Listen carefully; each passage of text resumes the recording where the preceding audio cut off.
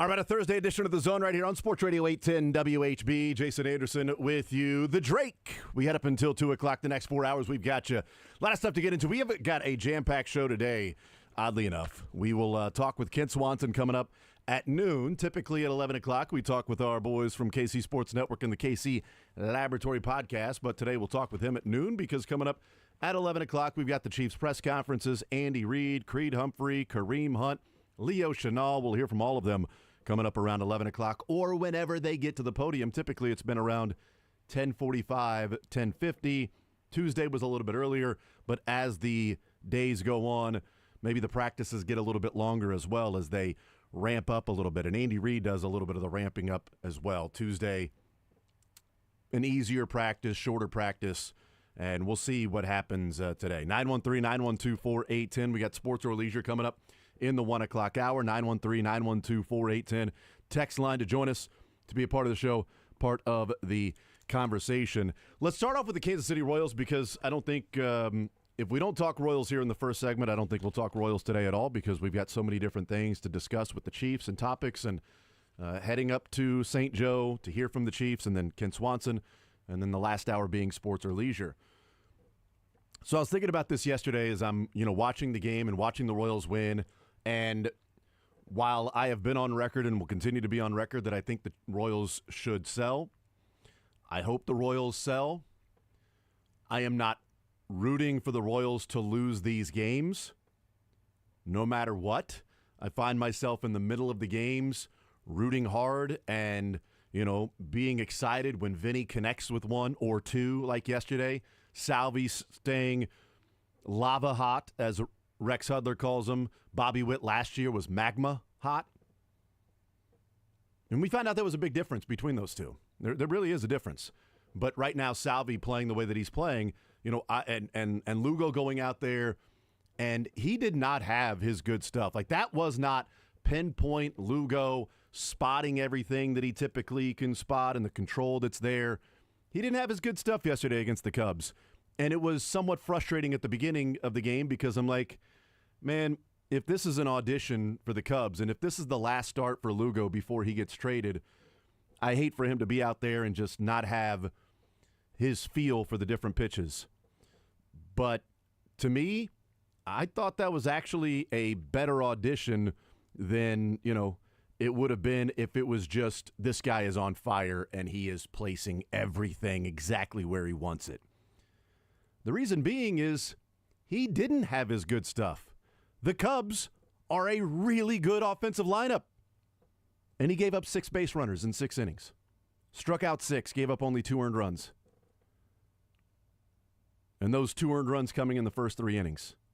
And he goes the final 3 innings by, striking out 4, not giving up more than a couple of base runners along the way. To me, that shows what Lugo is, what we've seen from Lugo for a year and a half. When he doesn't have his good stuff, he's still able to battle through, use some other things, and get through the game. As a veteran, I think that game almost increases his trade value because that was an off day for Seth Lugo. That's why he's got a sub-3 ERA. That's why last year he finished second in the Cy Young award voting. And it's why he will be one of the more coveted players on the market.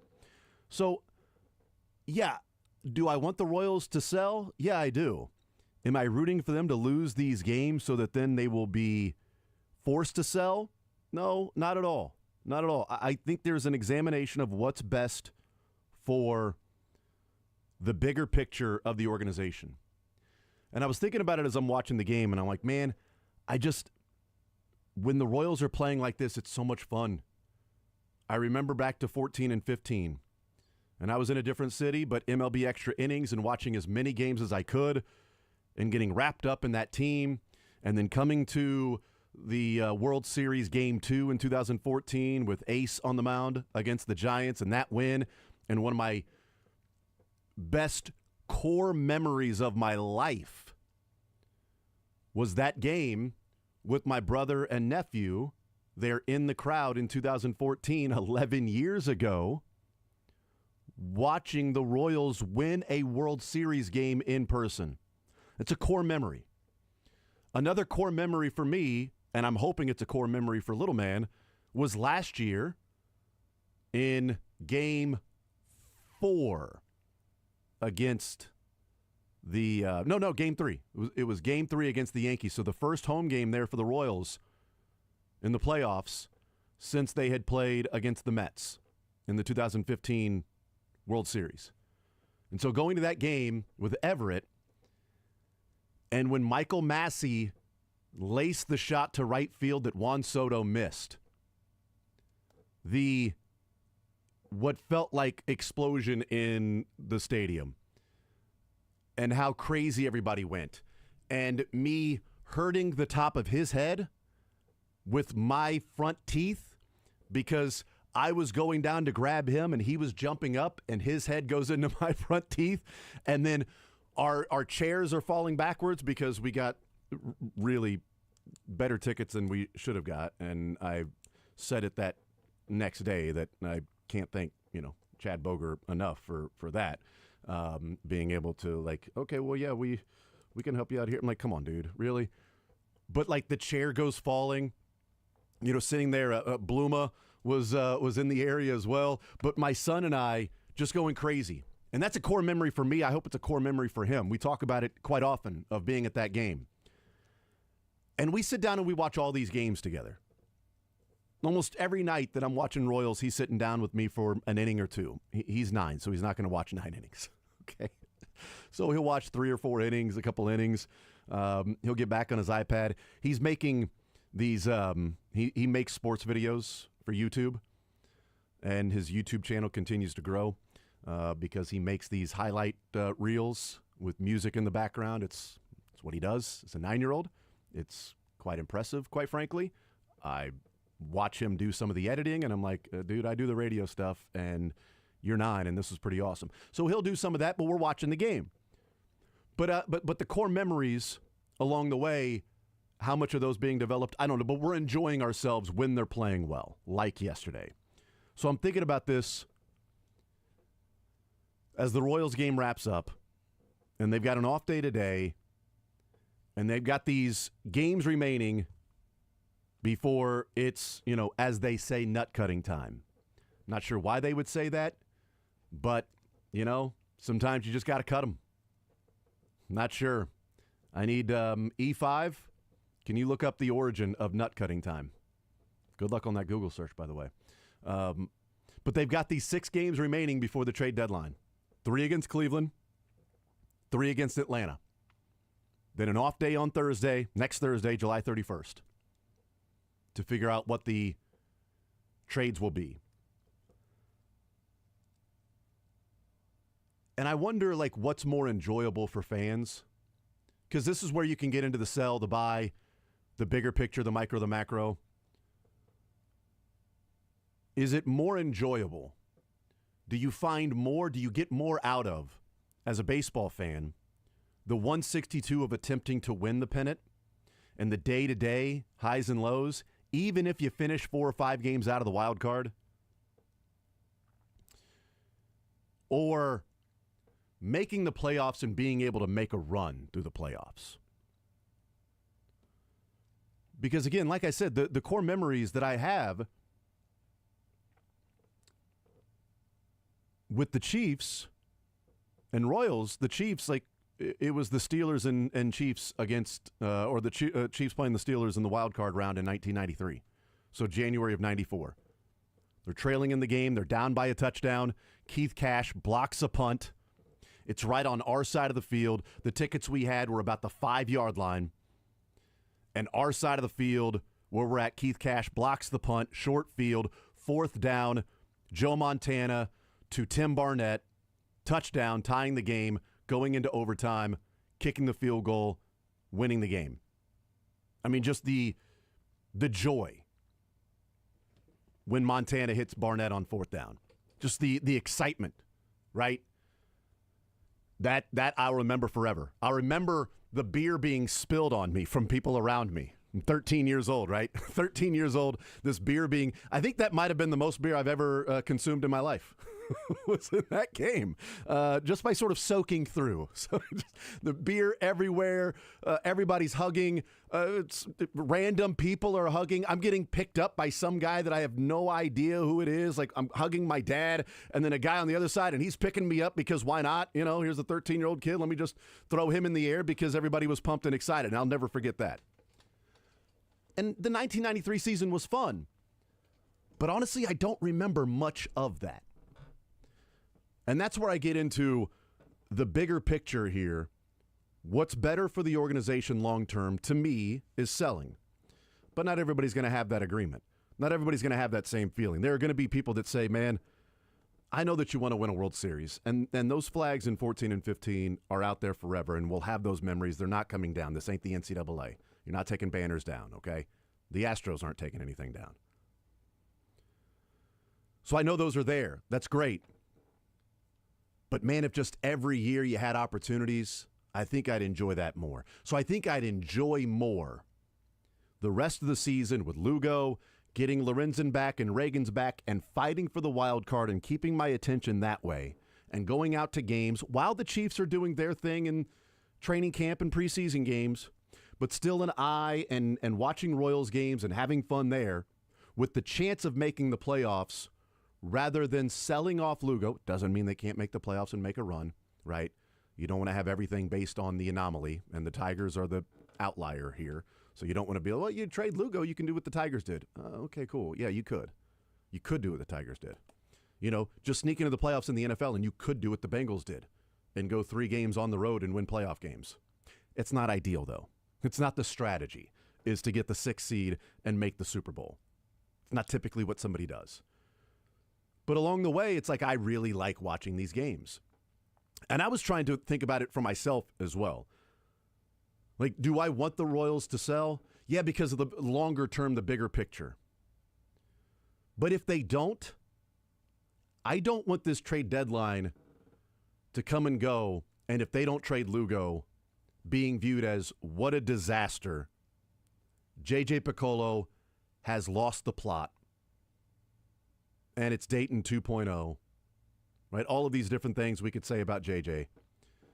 Because if we don't know what the trade is, what the value is, the qualifying offer has value. And I think Lugo is going to get more than $50 million.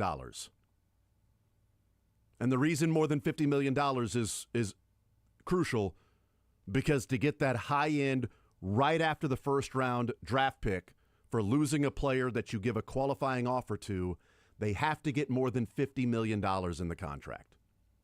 So if Lugo is not traded and the Royals say, you know what, we're going to still try to make the playoffs. We're 11-7 in July.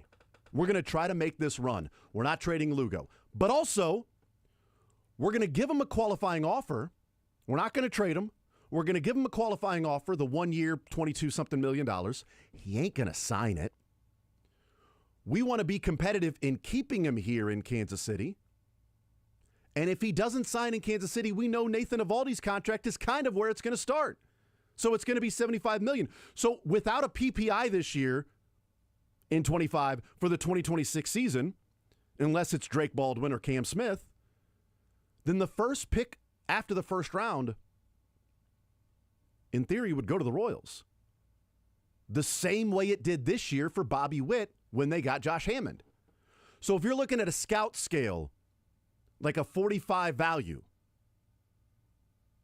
that's what you would have to get in return for a prospect in like a 45 value. And by the way, next year, sitting in July, if they don't trade Lugo, and you're saying, man, you trade Lugo because it can help you in 2026. Well, if they're sitting there in July, and there's a guy there at pick number 28, 29, 30, if Lugo's on another team and signs for more than $50 million, which I think is going to be the case, then you could draft somebody that could help you that year. We've seen that happen. I mean, if you're in need of bullpen help, you could take somebody at that spot that throws 101 and is a reliever only in college and just keep him there. Like Lombardi for the Royals, he was mainly a reliever in college, but they're making him a starter. And they believe had he had one more year of being a starter only, he might not have been there where they drafted him because he was turning into a starter, and it was like, wow, this guy's pretty good. Outside of just being a reliever. Wow, look at him as a starter. There's much more value there. So they drafted him as a starter, not as a reliever. So you can get some value from that standpoint too. I just wonder, is it better to go through the rest of the season and just have no interest whatsoever and casually check him out and know you're not going to make the playoffs to give you a better chance of making a run through the playoffs because of how great 14 and 15 was? And 14 was great, and they just barely made the playoffs. I get that. Being the wild card team, beating the A's at home, and we saw what happened then. Teams can get hot. And I think there's a pretty decent chance that if the Royals find a way to win Game 3 at home, if Giancarlo Stanton didn't hit that home run that I don't think has landed yet, I think that was off Bubic as well, by the way. But Giancarlo hitting that home run in the 8th inning to give them the lead, that was rough. That sucked. If that doesn't happen, do the Royals win one of the next two? And maybe we're talking about this Royals team making another run to the ALCS as a wild card team and going on the road and beating Baltimore. And at that point, you go, man, just get a ticket to the dance. But we saw last year, while it was a closer series, just kind of how far away they were from really making that run. In 2014, we know they had to make a run as a wild card team, but they were also under 500 at the break. They were, under 500, right around it, a couple of games out of the wild card when the trade deadline came, and then they got hot, and they were playing great baseball. They were playing great baseball going into the postseason. And that continued until the 2015 World Series. They were the best team in baseball August, September, October of 2014 through 2015's World Series. The Royals were. So they were getting ready to hit that stretch. This is a team that made the run last year, and they have taken a step back now. It is not a team that is just hitting their stride. So best opportunity long-term is, if you can get pieces back that can help you in 2026. But I don't want this to be next week. And we pass the trade deadline, and Seth Lugo is still a Royal, and there's the sky is falling, Chicken Little, J.J. Piccolo's terrible, he's an awful GM, and he didn't trade this guy, because we don't know what the value is. Sometimes unanswered prayers are great. Thank God the Denver Broncos traded in front of the Chiefs to go get Paxton Lynch in 2016. Thank you, John Elway. Thank you, John. At no point in my life did I think I'd be thanking John Elway. But John Elway helped create the Chiefs dynasty because the Chiefs wanted Paxton Lynch. And John Elway said, we know the Chiefs want Paxton Lynch. We want him more. We're going to trade in front of the Chiefs and take Paxton Lynch. So the Chiefs traded back and got Chris Jones. I mean, just like Paxton Lynch isn't there, we're going to trade back. We're going to get extra picks, and we'll take this defensive tackle from Mississippi State, who has a lot going for him. We saw that when he ran the 40-yard dash. Just really exceptional in all areas, we think.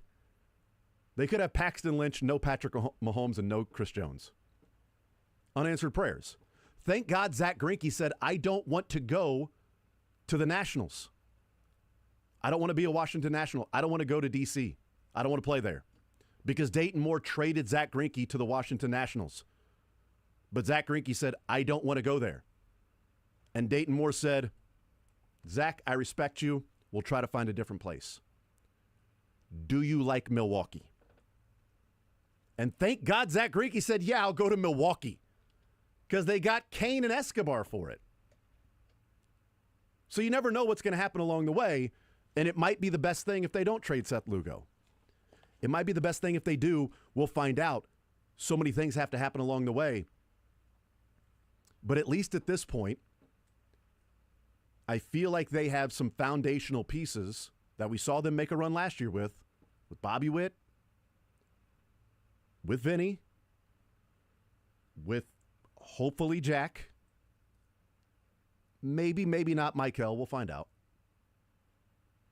And who, maybe it's Gamble and Hammond. Well, maybe one day. Carter down in AAA, I think, can be a big piece for this team.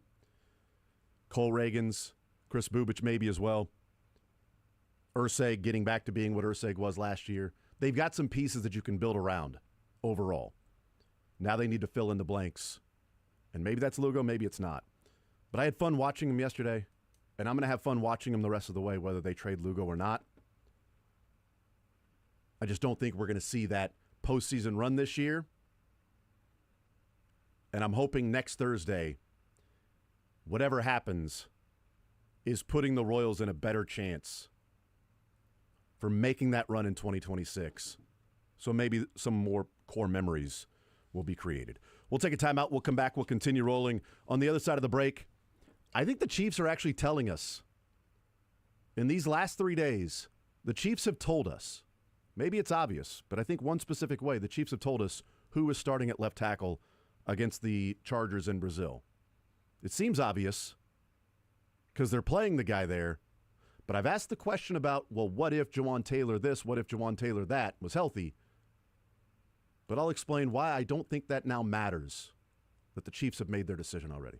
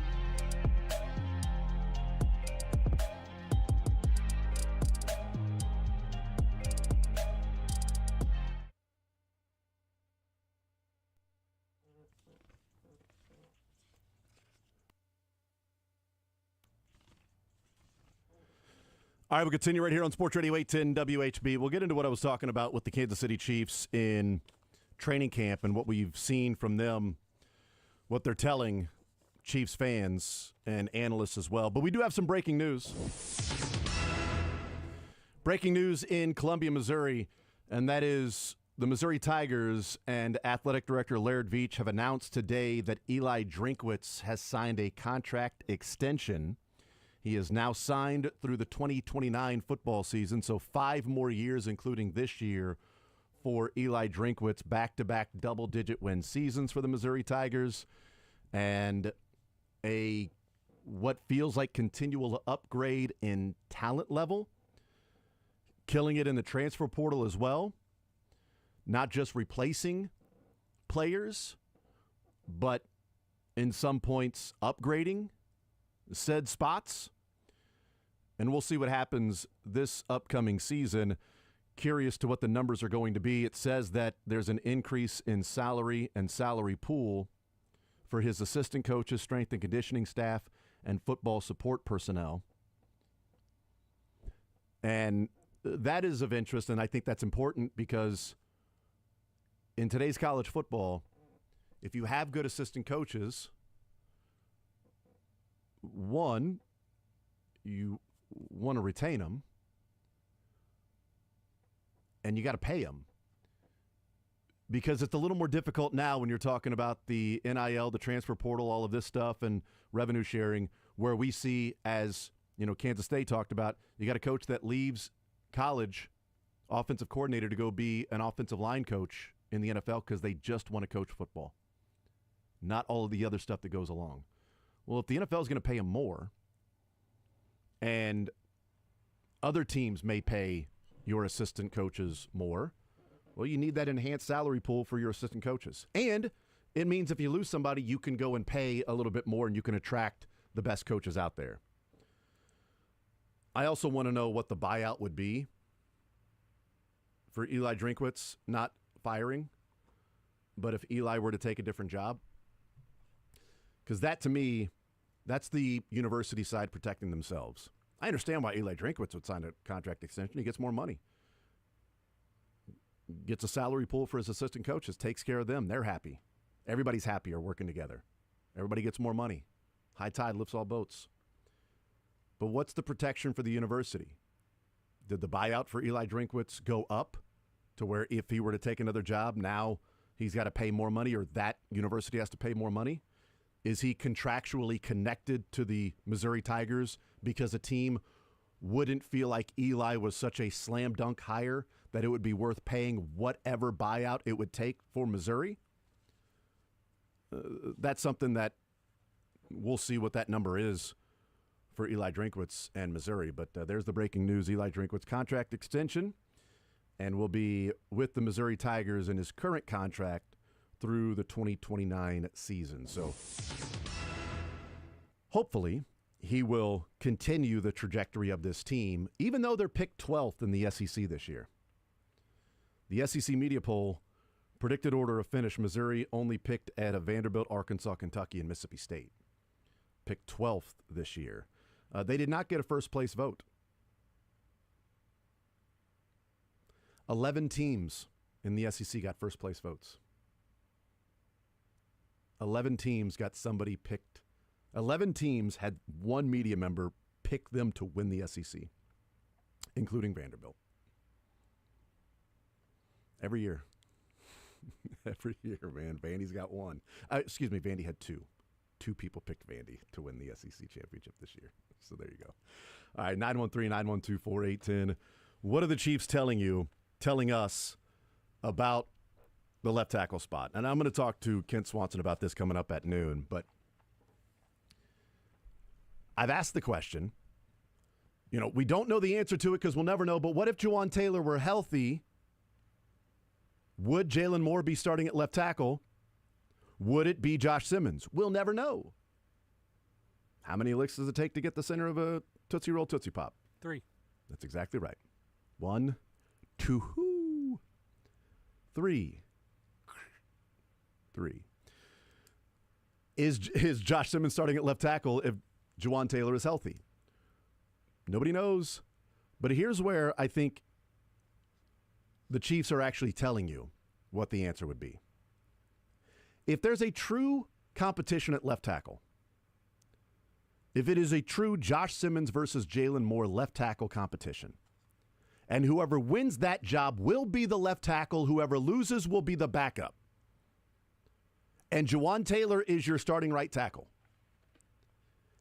If that were the case, then there's no reason for Jalen Moore to be playing right tackle right now with the ones. You would have Wanya Moore. Who's your backup right tackle? I mean, maybe it's Jalen Moore as your swing tackle, but you don't know if he's going to be the swing tackle yet because you're in a competition for left tackle with him. So if you're saying Jalen Moore and Josh Simmons are not included in this discussion, they're not in the pool of players that can play right tackle right now for this exercise, who's the backup right tackle? Wanya Morris. Would we all agree with that? Wanya Morris would be the backup right tackle? I don't know, maybe Ethan Driscoll. Maybe something crazy happens, right? Maybe something like that. But would it be somebody not named? Well, I mean, if Jalen Moore is your starting left tackle, I don't think Josh Simmons is a swing tackle. I think they're going to keep Josh Simmons on the left side because that's where they want him to play moving forward. But the second team offensive line had Wanya Morris at left tackle and Ethan Driscoll at right tackle. But again, this is where it comes into Jawaan Taylor and Josh Simmons. If it's truly a competition of left tackle with Josh Simmons and Jalen Moore, then you would be smart to keep Jalen Moore on the left side and just play Wanya Morris or Ethan Driscoll on the right side with the ones. Because you expect Jawaan Taylor to be that guy. And if you really think Jawaan Taylor is the right tackle moving forward, then figure out who your left tackle is, which means that Jalen Moore should be getting snaps at left tackle. Only the second team offensive line is Wanya Morris at left tackle and Ethan Driscoll at right tackle. So right now, Jalen Moore is getting reps at right tackle and right tackle only. So the Chiefs are telling you there's not a competition because if Andy Reid doesn't think Jawaan Taylor is going to be out very long, Jawaan Taylor is going to be back in a week or so, then you put Wanya Morris there and you have Jalen Moore and Josh Simmons battling it out on the left side. That's it. Easy. Done. Unless you know Josh Simmons is your starting left tackle. Unless you've already seen what you need to see, and now it's just going through install and getting him the most reps possible because he's your left tackle. And Jalen Moore signed him. Didn't know if Josh Simmons was going to be there because I believe if Josh Simmons was not there, they weren't just going to take some random tackle. I think the tackle that they were going to take, unless something crazy happens and somebody fell that wasn't supposed to be there, but it was going to be Josh Simmons in a realist way of looking at the draft of who they would take at left tackle. It was going to be Josh Simmons or they would go a different route. And we know availability is already checked off. He's playing. He's starting. He looks the part. They're telling you he's their left tackle. If there was a true competition at left tackle and Jawaan Taylor wasn't going to be on the PUP list very long, there's no reason for Jalen Moore to play right tackle and right tackle only right now. You would have absolutely a competition on the left side between Jalen Moore and Josh Simmons. I think this is different than last year. Hell, I hope it's different than last year of the Kingsley Suamata'i and Wanya Morris, where Kingsley's just playing left tackle and they're leaving him there and he's with the ones. I hope it's different than that. I think it's different. And the reason I think it's different is Wanya Morris was battling injury during camp and they didn't have anybody else.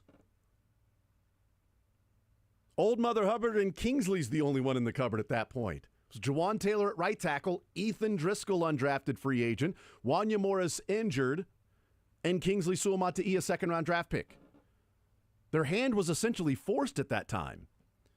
So I think it's different. It doesn't mean that the result's going to be different. It doesn't mean that Josh Simmons is going to go out there and look like some amazing left tackle. But I think the reasoning behind who's playing left tackle is different this go around. Because they have options at right tackle if they really felt like this is a true competition. And we need to figure out sooner rather than later who our starting left tackle is. This thing has got to get done. They have to find an answer to this. They have been searching for a while to find that long-term answer at left tackle. And I don't know why you would waste 2, 3, 4 days in training camp trying to find that answer, because Jawaan Taylor's on the PUP list to start. If you think Jawaan Taylor is definitely your right tackle moving forward, and you don't know who your left tackle is. I don't think there's a question anymore. I don't think we have to ask who's starting at left tackle for this Chiefs team moving forward in week 1. As long as he's healthy, it's Josh Simmons. We may have to ask who's starting at right tackle, whether that be Jawaan Taylor or Jalen Moore. That'll be interesting to see, because Jalen Moore is only on the right side right now. Maybe you don't want to overload him with reps, but I think it'd be smart to have him be the backup left tackle, to have him be the second string left tackle, to get as many reps as possible with Patrick Mahomes if, in fact, he was going to be your left tackle. You're wasting reps with Wanya Morris at left tackle and not Jalen Moore if you really think he's got a chance. He's not playing left tackle at all right now. So I'm hoping that it's different than last year. I think it's different than last year. Because Josh Simmons is not, well, Kingsley's young, he's kind of a project, and you see what he could be in the future. Josh Simmons fits the part, looks the part, and let's hope next offseason we're not having yet another conversation about left tackle and who's going to start and who's a camp battle. I mean, it's Groundhog Day. Every camp with left tackle. And maybe that's why the Chiefs are saying, it's Josh Simmons, man. He's available. Let's go. Let's move forward. We'll take a timeout. We'll come back. We'll continue rolling. We'll hear from the Kansas City Chiefs coming up soon. It'll be Andy Reid. It'll be Creed Humphrey, Kareem Hunt, Leo Chenal. We'll hear from them. We'll get into the wide receivers for the Kansas City Chiefs. George Karlaftis counting stats and pressures. I looked at that and compared it to Trey Hendrickson. We'll talk about that as well. We'll get into the wide receiver conversation. And Pat Forty has a report, 4 sources close to the situation in the Big Ten, as to why the Big Ten wants the 4-4-2-2-1 model and not the 5-11 model for the college football playoff 16 teams. You're going to be really shocked by this. Spoiler alert, it has to do with money. I mean, just wow. That was a curveball. Nobody saw that one coming. We'll take a timeout. We'll come back. More Zone next.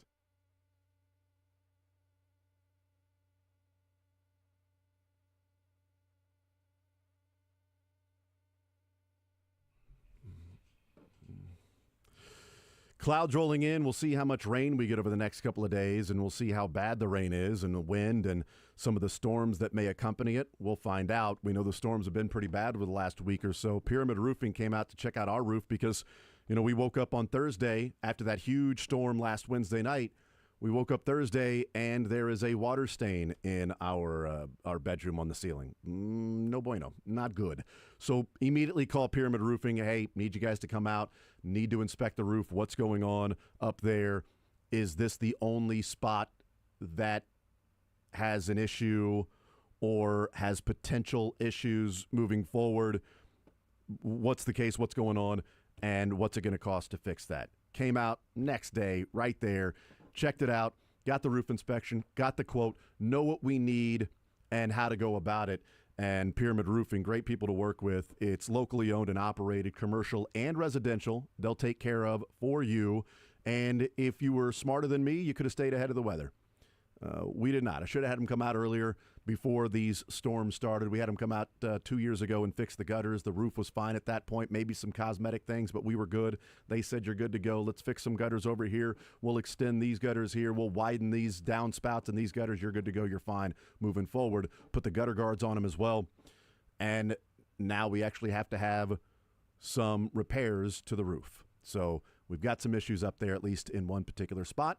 And we know in that one spot what's going to happen. Pyramid Roofing came out. They were great to work with. If you have any leaks, missing, damaged shingles, sagging roof, broken tiles, your roof is over 15 years old and you have not had that free roof inspection with the weather, that will continue. PyramidRoofingKC.com, where you can go and check them out. In fact, better yet, 816-966-1101. Give them a call, have them come out, give you the quote. Maybe may not even need a quote.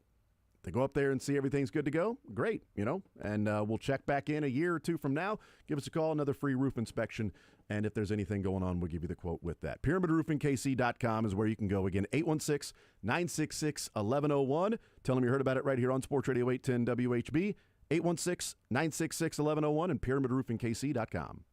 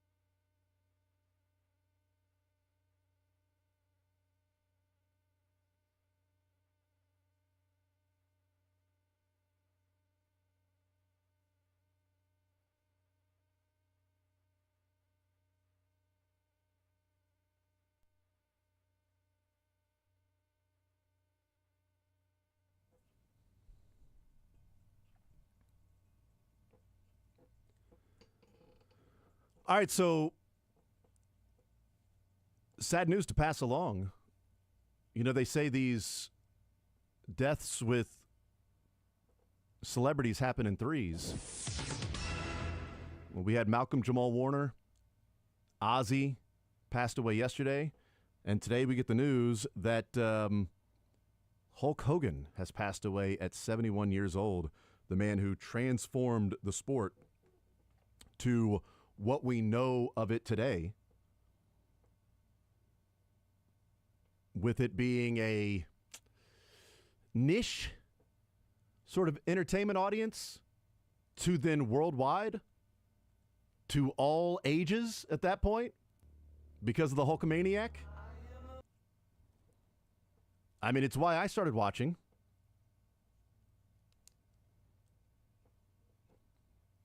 Watched the Junkyard Dog and Ultimate Warrior. Yo, dude. What are you gonna do when the Hulk runs wild on you? The GOAT.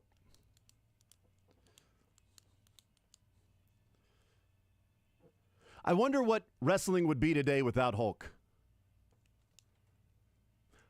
I mean, would it be in the spot it is? Probably, because you had some people running it that understood the entertainment industry, but...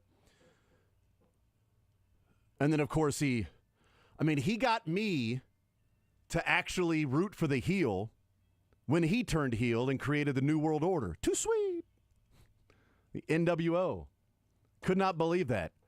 Comes out in the all black, black sunglasses, black skull cap, black cutoff shirt, NWO. Too sweet. Is it New Mexico football, the Lobos that do the hand sign that to me looks like NWO? I'll never look at that and not see NWO with that, the New World Order. Hollywood Hulk Hogan that he became from the Hulkamaniac. And that took professional wrestling even to another level. A whole nother level, some would say. So yeah, R.I.P.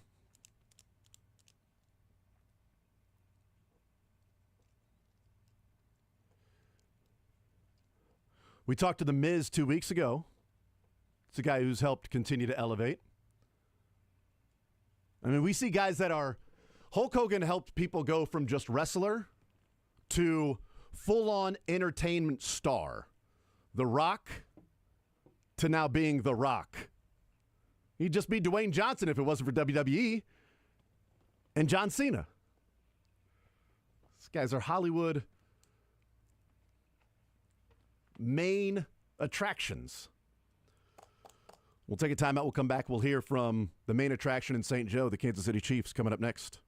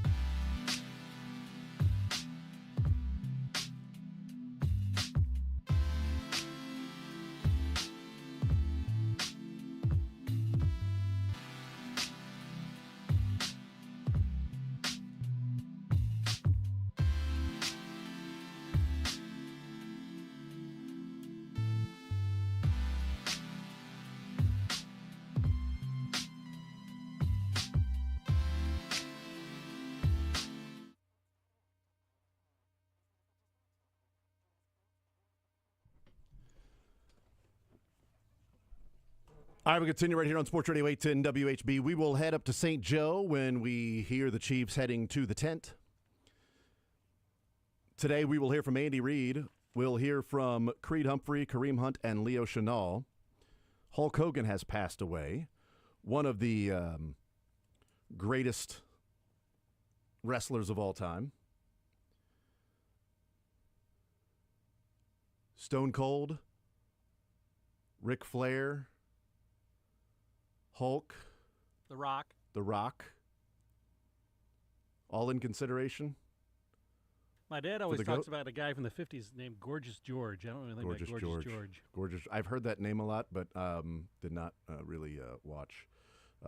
The Undertaker was pretty badass. The Undertaker was awesome.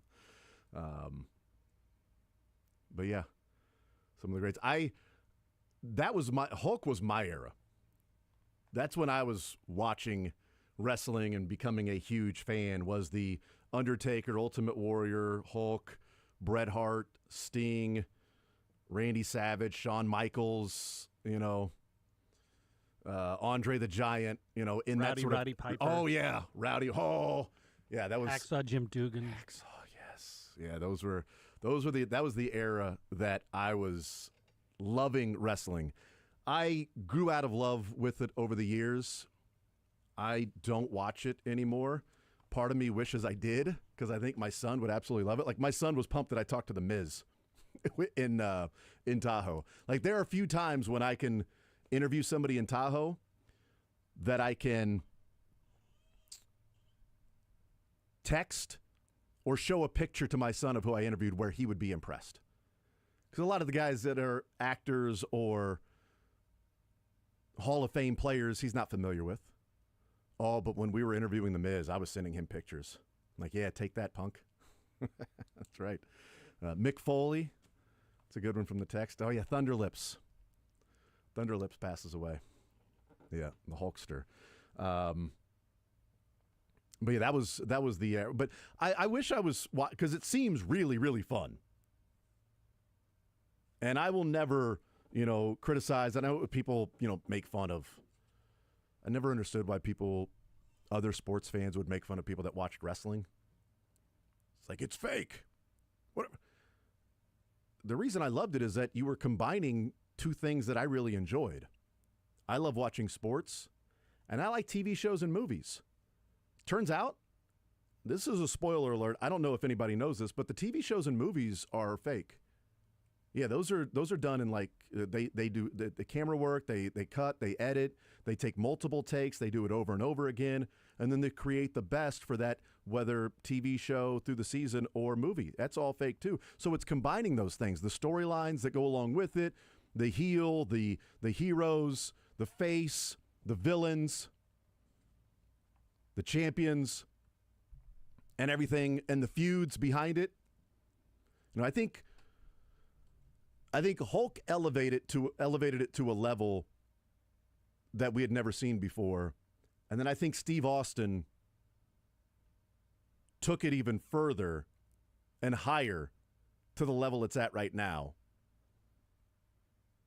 With one of the, it's the greatest feud, McMahon and Austin, for however long it was. I liked Goldberg, too, when he burst onto the scene. I was a big fan of Goldberg. I mentioned Junkyard Dog earlier. One of the first wrestling matches that we went to was Junkyard Dog and I just loved it. I'm like, dude, he's biting his ankle. Why is he biting him? He's down on all fours. He's the Junkyard Dog. He's peeing on him. Why is he doing? Oh my God, Benny Thompson. He did that against Vi Sekahema on a punt return. This is awesome. Text says, I'm dating myself, but Rufus R. Jones and Danny Little Bear. That's fine if you date yourself. I did that a whole semester in college, so it's fine. Text says, people made fun of the 80s wrestling because it was cartoonish. The mid-90s changed that perception. Absolutely. And that was Hulk. Hulk, not Hulk. Text says, someone described wrestling to me as soap opera for men. Seems accurate. Oh, yeah. Yeah, absolutely. It's and that's why I think Tex says Goldberg is a 0 out of 10 wrestler, a bleep wrestler, end quote. Bret the Hitman Hart. Yeah. That's what I think the last event I went to, Goldberg was the main event. I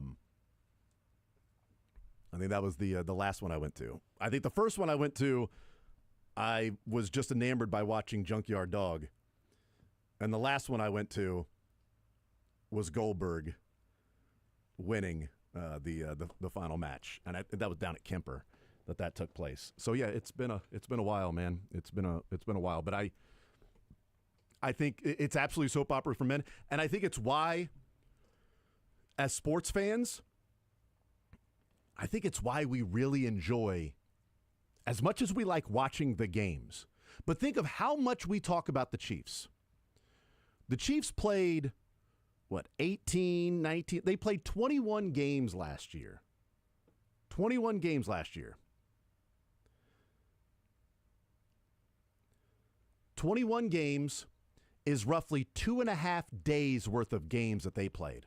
So it's about 3 hours. So 3 hours, 21 games, roughly 2.5 days. And yet we talk Chiefs of everything that surrounds it from February of 24 to February of 25, and there were 2.5 days of actual play on the field. Now, if you cut that down to actually what took place during the action, because those 3 hours of broadcast, I mean, the NFL does a great job of cutting down and watching the games in 30 minutes. I love watching that, the NFL Prime and Premium and Plus and all of that stuff, the NFL Plus. It's great, especially in this profession, to go back and just, I need to look at that play again. What was that play? I took a note of it. What was that? Okay, boom, there, 30 minutes. So you've got 30 minutes worth of action. So you're talking about 20 games. That's roughly it. 20 games, 30 minutes worth of action. 10 hours that you're watching actual play. But the off-season, the behind-the-scenes, the quarterback series, that's the soap opera. Those are the stories we're watching. Oh, I got to watch my stories. What are your stories? Hard Knocks. I got to watch Hard Knocks. Why? There's no game being played. Oh, but the drama that's taken place, the drama behind the scenes. Well, that's real. Yeah, it is. Some of it. Most of it. There's editing that goes along too. And anybody that's been on Hard Knocks, any player will tell you there are some players that sort of ham it up a little bit more for the cameras. And maybe play to the cameras a little bit more. That ain't real. What's real is if there were hidden cameras around there. That'd be real. Real world. What happens when people stop being polite and start getting real? Why don't you ask The Miz that? Real world. But part of that is, fake as well. I think it's the story of it. And I think we as sports fans love the soap opera of sports. Certainly I do. Tex says, Ultimate Warrior. I had the doll. Trucker Tim. I did too. I had the Ultimate Warrior doll. I did. That's the only one I can remember having, was the Ultimate Warrior doll. We may have had Hulk, but I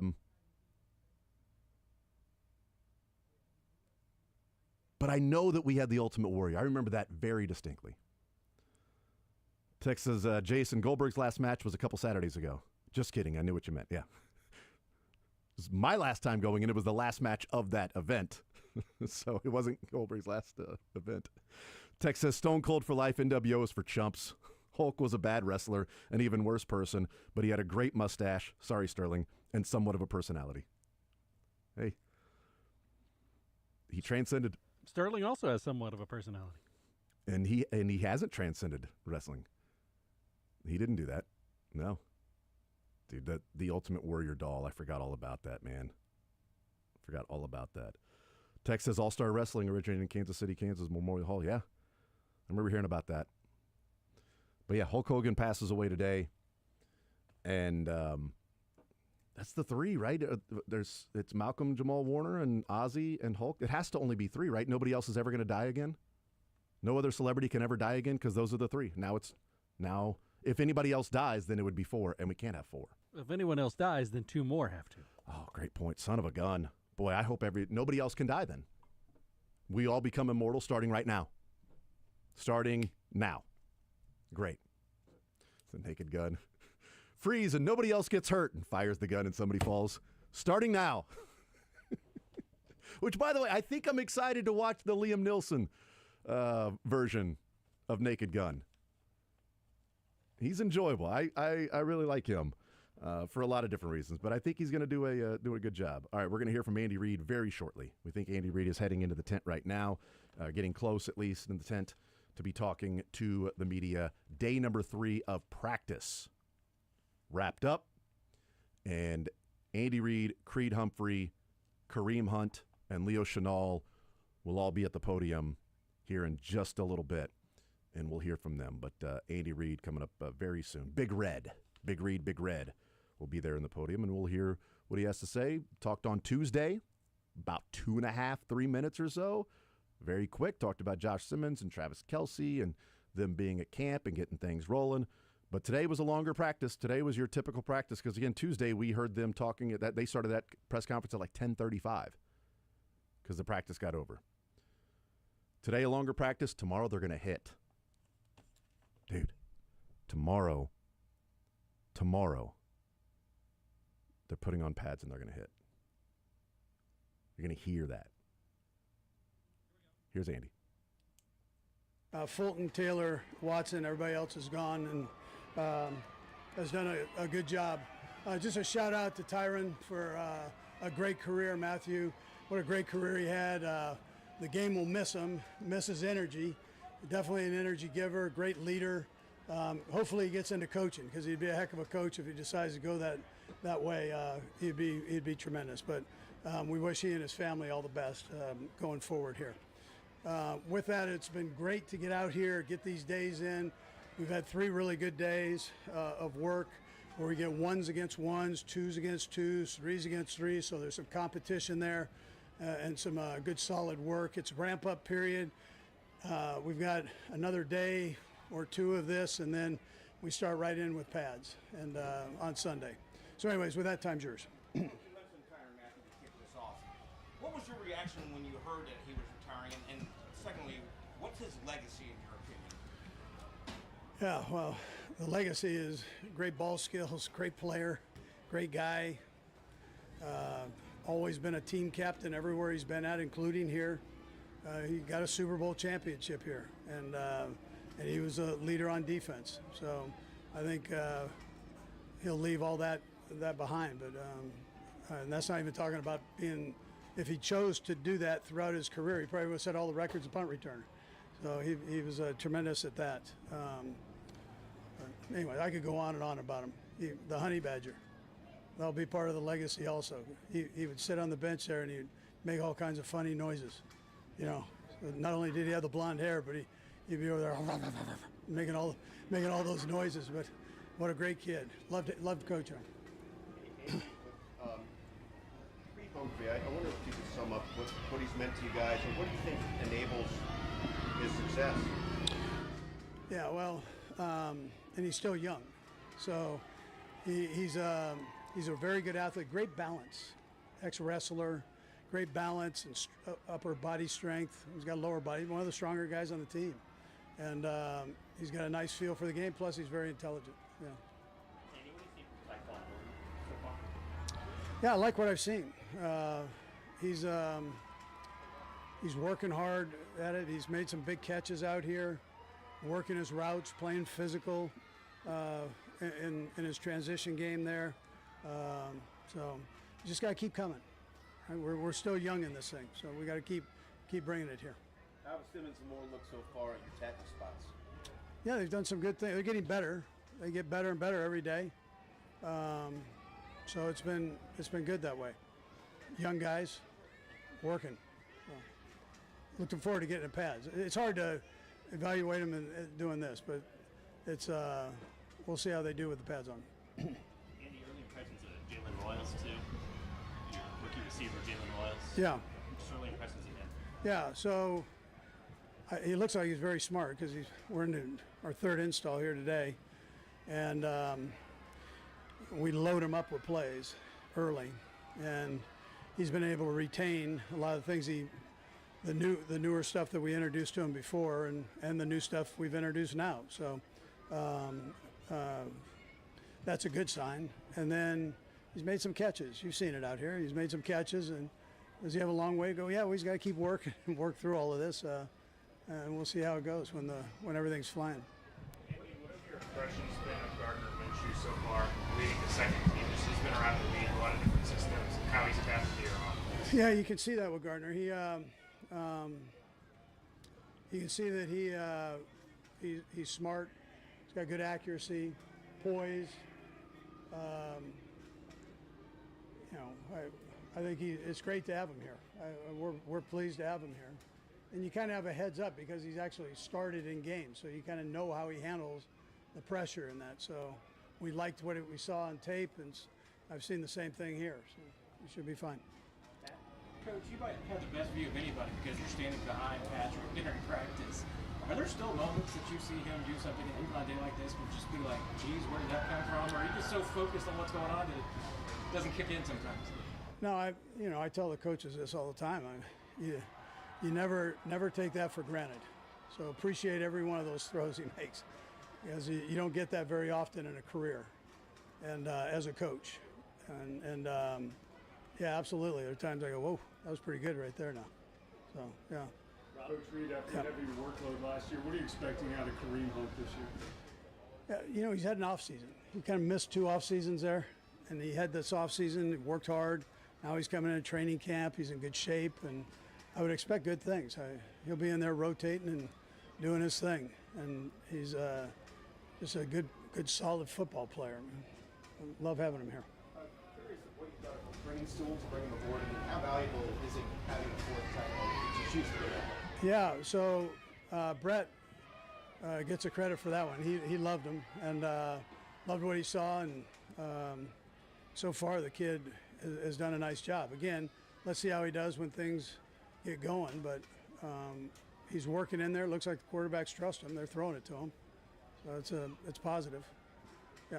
Last one, Nate. Andy, he's been with you the longest, I should say, but I know it's just 3 days in. Any difference you're seeing in the way Travis is moving before you get to pads? Yeah, he's svelte right now. It looks like he's 20. He's doing a good job. He's in great shape, and I'm not sure he didn't come in first on the whole conditioning thing. He was right up front. You can see he's been working out. You saw him yesterday on the long one where he had the burst, and so he's doing a nice job. He's worked hard to get to this spot here. So, yeah, all right, thank you. All right, there's Andy Reid talking about Travis Kelce and the shape that he's in. I mean, we saw in Tahoe how svelte he looked in that polo that he had with the garage beer, but said, I'm not sure if he didn't even come in first in some of those conditioning tests. Looks like he's 20 right now and has that burst. Here is Creed Humphrey. Smith signed that long-term deal. What's that mean that he'll be next to you for several years now here in Kansas City? Yeah, super pumped. I mean, he deserves every penny of it. He's a great player, obviously, but just being able to have that chemistry built with him, just seeing how he works, how he leads, it's a huge deal for the room. So, really excited to have him. What are the challenges working with 2 new tackles? Yeah, just I think just getting the chemistry down with the offensive line. So that's why camp's really good for this. You get a ton of reps in, ton of looks against Spags defense. So it's preparing you all for the season. So we're excited about it. We got some really good talent in that room right now, and it's going to be a really good competition. Sewell Mati is making that transition to guard, and he's competing for that spot next to you. What have you seen from him, and how's that building chemistry with him in a new spot? Yeah, he's been doing awesome. He's a great player, extremely talented, obviously, and he works really hard. So it's been really good to see how he's been working and how he's taken on the new role and has adapted to it, learning a new position and everything. And he's done a really good job with it. Physical player, talented player, athletic as well. And, he's picking up the playbook really well, so we're excited about him. You've had a couple of the diversity fellowships in with Juan Castillo and Cam Irving. What's been the experience of working with both of those? It's been awesome. Cam played here, so he knows the system really well. He's been, in a few different spots in the league, so he has a ton of knowledge. And he's awesome to work with, connects really well with the players, too, and he's a mentor that you can look up to because he's been in the shoes before. He knows the experience, he knows everything about it. So he's been a really good asset so far. And then obviously Juan Castillo, highly respected guy in the offensive line community. Everybody knows him, so he's someone has a wealth of knowledge.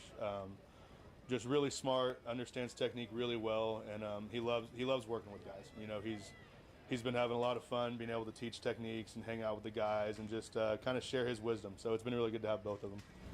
What was it like your first All-Pro selection this past season? You were named to the NFL Top 100 Players list earlier this year. How much does that mean to you to know that your work is actually paying off and you're getting these accolades and becoming one of the best centers in the league? Yeah, you know, it's obviously a blessing, you know, to get those accolades and stuff. But you know, for me, it's focusing about what you can improve. You know, you can never stop improving. You can never reach the top. You know, you're always going to keep improving. You can keep learning all those things. So for me, it's a great feeling getting the recognition and everything. But for me, I know there's stuff I need to work on. So you know, I'm hungry. I'm hungry to come out here and grind, get stuff going in training camp. You know. So it's been fun. I'm so hungry I could eat Matt McMullen, you know. So, but it's been a lot of fun. You know, it's been a lot of fun getting out here and working and grinding. Huh? Yeah. Yes. Neil. You know what happened in the Super Bowl? And every time I watch this NFL Network this summer, that's all I saw. What drives this offensive line? I mean, what do you guys think about going into this season? Yeah, you know, for us, we learn from it, and we're moving past it. You know, we have a lot of stuff to work on, and we know that. And for us, it's improving every single day. So you learn what you can, and then you move on, and you're ready to get that feeling off you. So we're looking forward to getting in here, working, training, going against the great D-line that we have, and just improving, and ready to show it week 1. 4 more. Let's start over there. Obviously, Josh is coming out of Ohio State. He's had a lot of experience, especially in the national championship. What is your main takeaways from him? Main takeaways from him? Yeah, like what impact you made from him. Yeah. No, obviously extremely talented. You can see it on the field. Moves really well, very athletic and very strong. I mean, he's got his first punch is insane. You know, he's got a ton of stuff that, you know, just a lot of people don't naturally have. So with him, it's been awesome to see that stuff, and he's been working it really well. But another thing with him is that, you know, he has that drive. You know, it's been really good to see him working, doing extra stuff after practices. You know, focusing more in the meeting rooms. You know, taking what he can, studying on his own. It's been really good to see, and you know, you can tell he's very mature and professional about how he goes about business, and it's been awesome to have him. Reed, I'm going to ask you the same question I asked Trey Smith the other day. This is your first time since your rookie year you won't have Joe Thuney on your left. What do you think you'll miss the most not having his presence in that locker room? Yeah, I mean, first and foremost, he was a talented player. Obviously, you know, he's all pros, all that stuff. You know, he's one of the best guards in the league. So, you know, you're gonna miss that, but also just the camaraderie. You know, he was a great teammate, great mentor. Always kept, you know, the room with good morale. Always cracking jokes, being funny, but doing it in the right time and leading the right way. So, he set a good example for me and Trey to follow these past 4 years, and we've learned a ton from him. So, you know, I'm extremely thankful for the time I had with Joe. He was an awesome teammate and a great leader. How much are you looking forward to seeing Travis in Happy Gilmore 2? Really excited. Yeah, I don't really know how big his role is or what he's doing in it, so I'm excited to see it, though. Happy Gilmore is an awesome movie, so I can't wait for the sequel. Reed, you touched on this, but just with Josh Simmons when he was drafted, a lot of people were talking about his health. What's the progress that you see just for him to get to training camp? Got to be an obvious. Yeah, well, you could tell all OTAs, you know, it was something that he wanted. He was working nonstop on it, you know, making sure he was getting healthy as quick as he could. So that was awesome to see, and he's moving really well, playing really well right now. He seems to be fully healthy, and he's getting after it. So it's been a lot of fun to see. So who challenged you to say that you were so hungry you could eat Matt? What's the story here? I don't want to get into it. I don't know. We can talk about it another time. Creed, with it on the horizon, what's that first day of the pads like when you finally get somebody? Yeah, it's exciting. You know, we've been doing all these practices, all OTAs, everything, you know, non-padded. So it's hard to get, you know, a real look of what guys can do in the run game, what they can do full speed. So it's exciting, you know, just getting out there, putting the pads on, getting that first 9-on-7 period going. You get to see what guys are made of. You know, you have a general idea right now, but you can't really tell until the pads come on. So I'm excited to see the guys compete, get after it, see the physicality, and grow from there. Thank you, everybody. Thank you, Greg. Thank you. I mean, look, it's almost lunchtime, so I agree with Creed. So hungry I could eat Matt McMullen. Boy, that's like sweating a bathtub. That's what that is, man. As soon as he said it, I'm like, all right, that's somebody put him up to that. That's one of those pranks, and he admitted it. Yeah, it was. Here's Leo Chanel. Let's listen, and maybe he's got that. Leo, this last year of your rookie deal, just tell me what you're thinking going into this season for yourself. What expectations you have for yourself. Yeah, I mean, it's I try to keep my mind off it as best you can. That can become an unnecessary stress on yourself and on your shoulders. So I just look at still being selfless, doing what I can for the team, not trying to do too much, still doing my job and doing what I can, but at the same time growing and get better.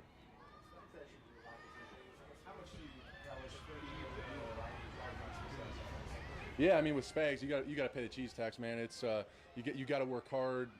You got full effort. You got to make plays in different positions. So with him, like being able to line up anywhere and him asking you to do that, it's a really big privilege. And talking with him now, it's just trying to extend it more and more, and open up my game as much as possible. You're pretty emotional after the Super Bowl. How much does that game motivate you for the season? It was hard. Obviously, we were extremely privileged and blessed, and to be able to do what we did. But it's the same thing with the Super Bowl win. The last offseason, it's like that was great, but we got to learn from where we messed up and get better from there. And losing is obviously a lot worse feeling and extreme. And all of us hate losing more than we love winning. So we're taking more and more as much as we can from what we did wrong, but just building on it, flushing the emotions out of it. We're at the point where you get the emotions are flushed out, and now it's all about just getting better. How long did it take to flush those emotions out and get over that loss? For me personally, I can't speak for anybody, but I was kind of moping around all off season a little bit. Once we got in the building again, I'm like, all right, it's time to turn the page and work on something new here. You feel like that can be used as motivation now? Oh, for sure. Yeah, for sure. I don't like feeling with that. Like, obviously, we're gonna work regardless how we feel, but we're gonna use that feeling and know, like, okay, we can get where we want to be, but we also have to understand like what it feels like to come that close, but lose like that. Yeah, actually, it's already talking about how much Nick Bolton means to the room. I guess from a player's standpoint, what does he mean for you and with the entire defense? Oh, he means everything. When he's on the field, it's just different. You guys can see it, I'm sure. He just, not only his play, his leadership, his loud, bold communication, just his positivity. Like, you go down the list of what a leader is, and everything. It's like Nick Bolton checks the box. So it gives a boost, and like it boosts morale to the whole team and makes everybody play better around him. How much pride do you take in special teams and this success that you've had on special teams? Yeah, no, it's huge. Obviously, I'm not every down linebacker for the most part. I got a certain percentage of snaps, and obviously looking to extend that. But I want to play what I'm playing. I want to be the best of what I can be. Whether it's punt, kickoff return, stand linebacker, filling in for Buck, whatever it is. Like, we got a good core unit of guys that have been here now on special teams that are leaders, and we're looking to be better and better. And obviously we got Coach Tobe, who's a legend. So just continue to climb the mountain. You mentioned wanting to extend the number of snaps to 10%. What do you do during the offseason as far as trying to do that? It's just working with different coaches, taking techniques that I've learned, from the guys on the team, different specialists and stuff like that. Continue to not only lift and condition. You got to think about it like, all right, there's a whole other side of things. You got to actually work on the skills that you feel uncomfortable with and get that repetition down so you're more comfortable in those positions. You talked about a Moby Leo. What does a Moby Leo look like after the Super Bowl, and how'd you get over it? Yeah, I mean, it was a little dramatic. I'm not sitting there like hanging my head like I'm still working. But my wife's like, all right, come on, like you need to be a little more positive about things. I'm like, it's like a week afterwards. I'm like, whatever, screw this. It makes you like pissed off of yourself too. Like, I don't like feeling like this. I don't like looking like this to my wife, my family. I'm like, all right, let's, that's another motivation. Awesome. Thank you. Thanks, Leo. All right, thank you. All right, there's Leo Chanel, and when it comes to Steve Spagnuolo, you got to pay the cheese tax. We'll hear from Kareem Hunt. Let's listen in to see what he has to say. The benefit of a full off season now in preparation. how much is that going to help you, and how good do you feel right now as far as your body and your condition? You know, it's going to help me a lot, you know, tremendous. And, you know, to be able to get a full off season and be out here in these, you know, hot boy summer days and, you know, just able to work with the team and, you know, eat healthy and stuff like that, you know, so it's a big advantage. You jumped right in and had a heavy workload right away last year. Did you do anything different this offseason as opposed to past off seasons to prepare yourself? Oh, for sure. You know, I was more locked in, staying, you know, on schedule, you know, because I didn't know when I was going to, you know, get picked up or when I was going to have the opportunity or if I was going to have the opportunity to play again. So, you know, I stayed on top of things, just, you know, off season, made sure I stayed in good shape from OTAs and just able to, you know, keep building on what I've already built. There's this is you a year ago at this time. What were you doing? Honestly, I was in Cleveland. I was, you know, hanging out with my family, taking my boat out every day and just, you know, working out, staying in shape, man, waiting on the call, you know, so I was honestly, you know, I wasn't trying to celebrate my birthday, but I got to celebrate my birthday, so that was cool. NFL people around the league call you the best short yardage back in the NFL this offseason. Did you ever think you would wear that label, and do you take pride in that? I mean, yeah, I take pride in whatever, you know, I do, and, you know, that's one of those things, those are big-time plays. People don't understand, you know, how hard to get those 2-3 yards and, you know, punch it in. Those keep the drives alive and, you know, get us more opportunities to, you know, make big plays. So, you know, that's one of those things I take pride in, and, you know, it's a mindset thing. What's the secret to kind of keeping that pile moving for another yard or two? I mean, keeping these legs driving, man, you know, that's the biggest thing, and not being tackled by one person, being able to, you know, carry a person for the extra 3-4 yards, even if you're hitting the backfield. Just finding a way, man. You had a pretty big workload last year. How do you feel like your body came through that as you progressed late in the season and then in the off season as well? I think you know, I did the best I could for sure. You know, with taking care of my body, it wasn't easy, but you know, I feel like later in the season, in the playoffs, I start, you know, really getting a groove, and you know, it's hard to really simulate going out there and getting hit. You know, training and stuff like that. Like, my track coach isn't going to line up and tackle me or try to chase me down or anything like that. It's a different type of speed out there from training by yourself and just working out and stuff. Is there any advantage of this that maybe you didn't get last year then? When I say this, I mean just being up here at training camp every day then? Yeah, for sure. You know, it's definitely an advantage. You know, I get to, you know, be around guys who pushing me, you know, guys who challenging me each and every day instead of, you know, me trying to, you know, push myself, you know, by myself, working out and staying in shape and making sure I hold myself accountable of what I eat, what I, you know, do in my off time. How much fun do you have with Isaiah and the rest of the running back off the field? Oh, we have a great time, man. We just always, you know, clowning around, having fun, and, you know, just joking around. And then when it's time to play ball, we take it very serious. You've talked about eating healthy a couple times here. What have you changed and what have you cut out? What are you missing? Oh, man, I'm just cutting out fried food and stuff like that. No fried chicken, no stuff like that, and you know, no snacks, no little Debbie's or nothing like that. So, so it's just, you know, one of those things. You just got to get your body, you know, right for the long run. You know, when I'm 35, 36, I could do all that. Little Debbie's your favorite snack? Is that tough? Man, I love Swedish Fish, man, and Twizzlers. We'll go a couple more. We'll go Nick, then Matt. Kareem, what's the experience like on the first day in pads? What's the emotions coming down on the little bit there? What, first day in pads? I mean, you got to bring it, man. Everybody's out here trying to fight for a spot, and, you know, people going to give you their best effort, and it's all for a good cause. We're just trying to make each other better out there. So, you know, you just got to bring your game. You said, you know, last year you were working out this time. Were you fully recovered and rehabbed at this point? Could you have been in the camp health-wise last year? Yeah, I could have been in the camp. I was just, you know, overcoming those injuries. I had my sports hernia surgery like in February after the season. And I was recovering, and I honestly could have been in the camp for sure. But, you know, it was just one of those things that, you know, you just got to wait for an opportunity, a call, and it happened to be here. I honestly, I don't think so. I mean, it was just, you know, God must have had his hand on my shoulder or something, because it's crazy how, you know, things go in full circle. Kareem, your fellow Cleveland native, Travis, is going to be on Happy Gilmore 2 tomorrow night. How much are you looking forward to that? Is there a watch party involved? Oh yeah, I mean, I guess we're gonna watch it sometime soon, man. That's pretty cool, man. I can't wait to see his acting skills, man. I'm gonna clown him if he do something silly. So, you know, it's just a big deal. I can't wait to see it. Thanks, Greg. Yep, thank you. All right, there's Kareem Hunt. Yeah, Happy Gilmore Netflix tomorrow night. Happy Gilmore 2 with Travis Kelce there acting, and apparently he did a pretty good job and quote-unquote stayed in character, so we shall see. Kareem Hunt, the short yardage situation, talking about the pride that he takes in that, and cutting out the Swedish Fish and Twizzlers. So that's, I mean, look. And Little Debbie's. Yeah, no fried food, no snacks, no Little Debbie's. And then asked, is Little Debbie's the go-to? He said, no, I love Swedish Fish and Twizzlers. I'm going, what are you, a child? Swedish Fish and Twizzlers? Come on, man. Be a grown-up. Have Oreos. We'll take a time out. We'll come back. More Zone next.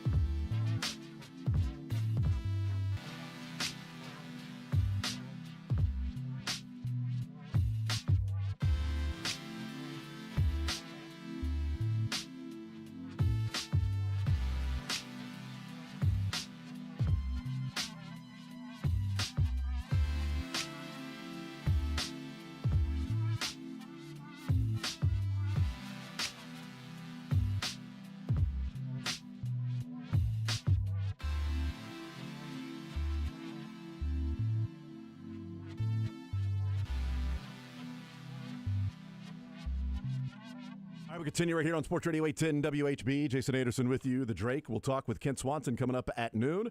We got Sports or Leisure coming up at 1 o'clock. Training camp coverage on Sports Radio 810 brought to you by Greengrass Cattle Company. Make sure to stop into Greengrass Cattle Company on your way to St. Joe for their new training camp bundle. You can also order online at greengrasscattleco.com. Also brought to you by Easton Roofing. Make sure to visit them at eastonroofing.com for commercial or residential roofing needs. Easton Roofing, it's where integrity matters.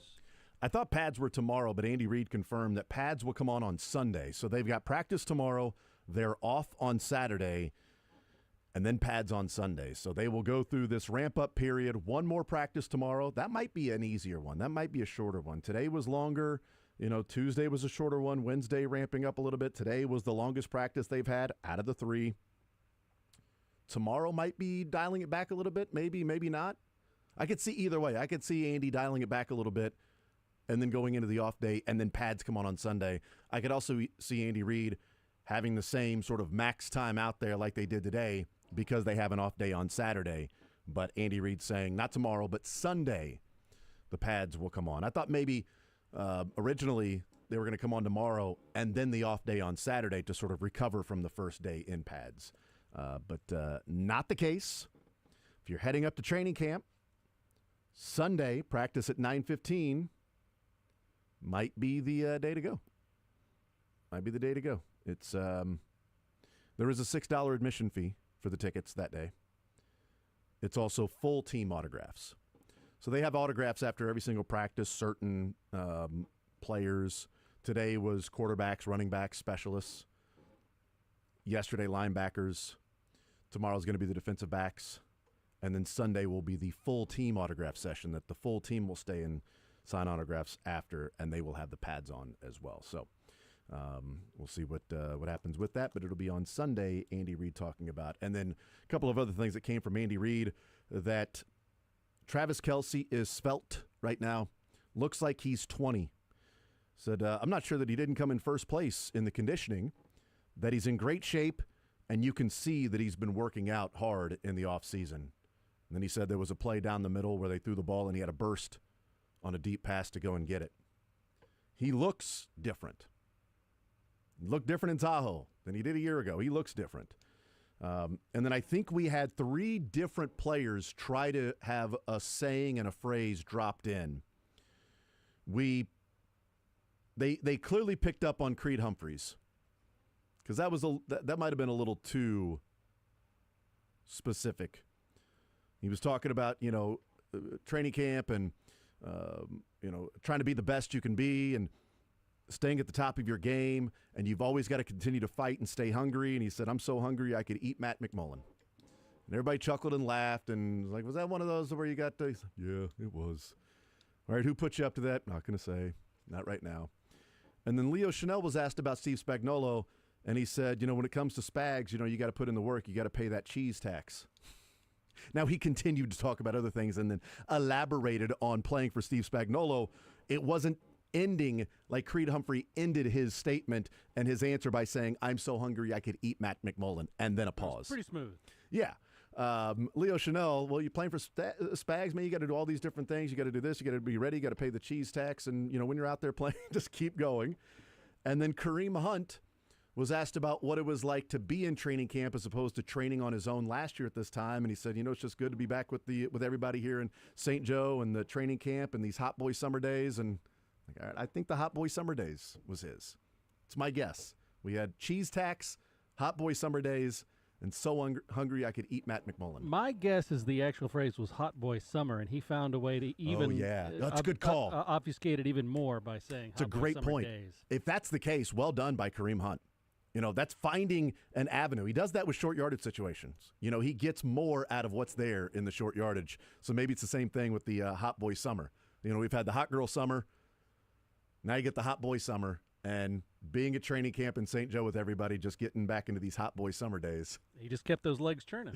Kept it going, man. Look, when you're at the hot boy summer days, there's a cheese tax that you have to pay, which makes you so hungry that you could eat Matt McMullen. See? Nailed it. It's like sweating a bathtub. That's how easy it is to fit all of these things in. We'll take a timeout. We'll come back, continue rolling more zone next.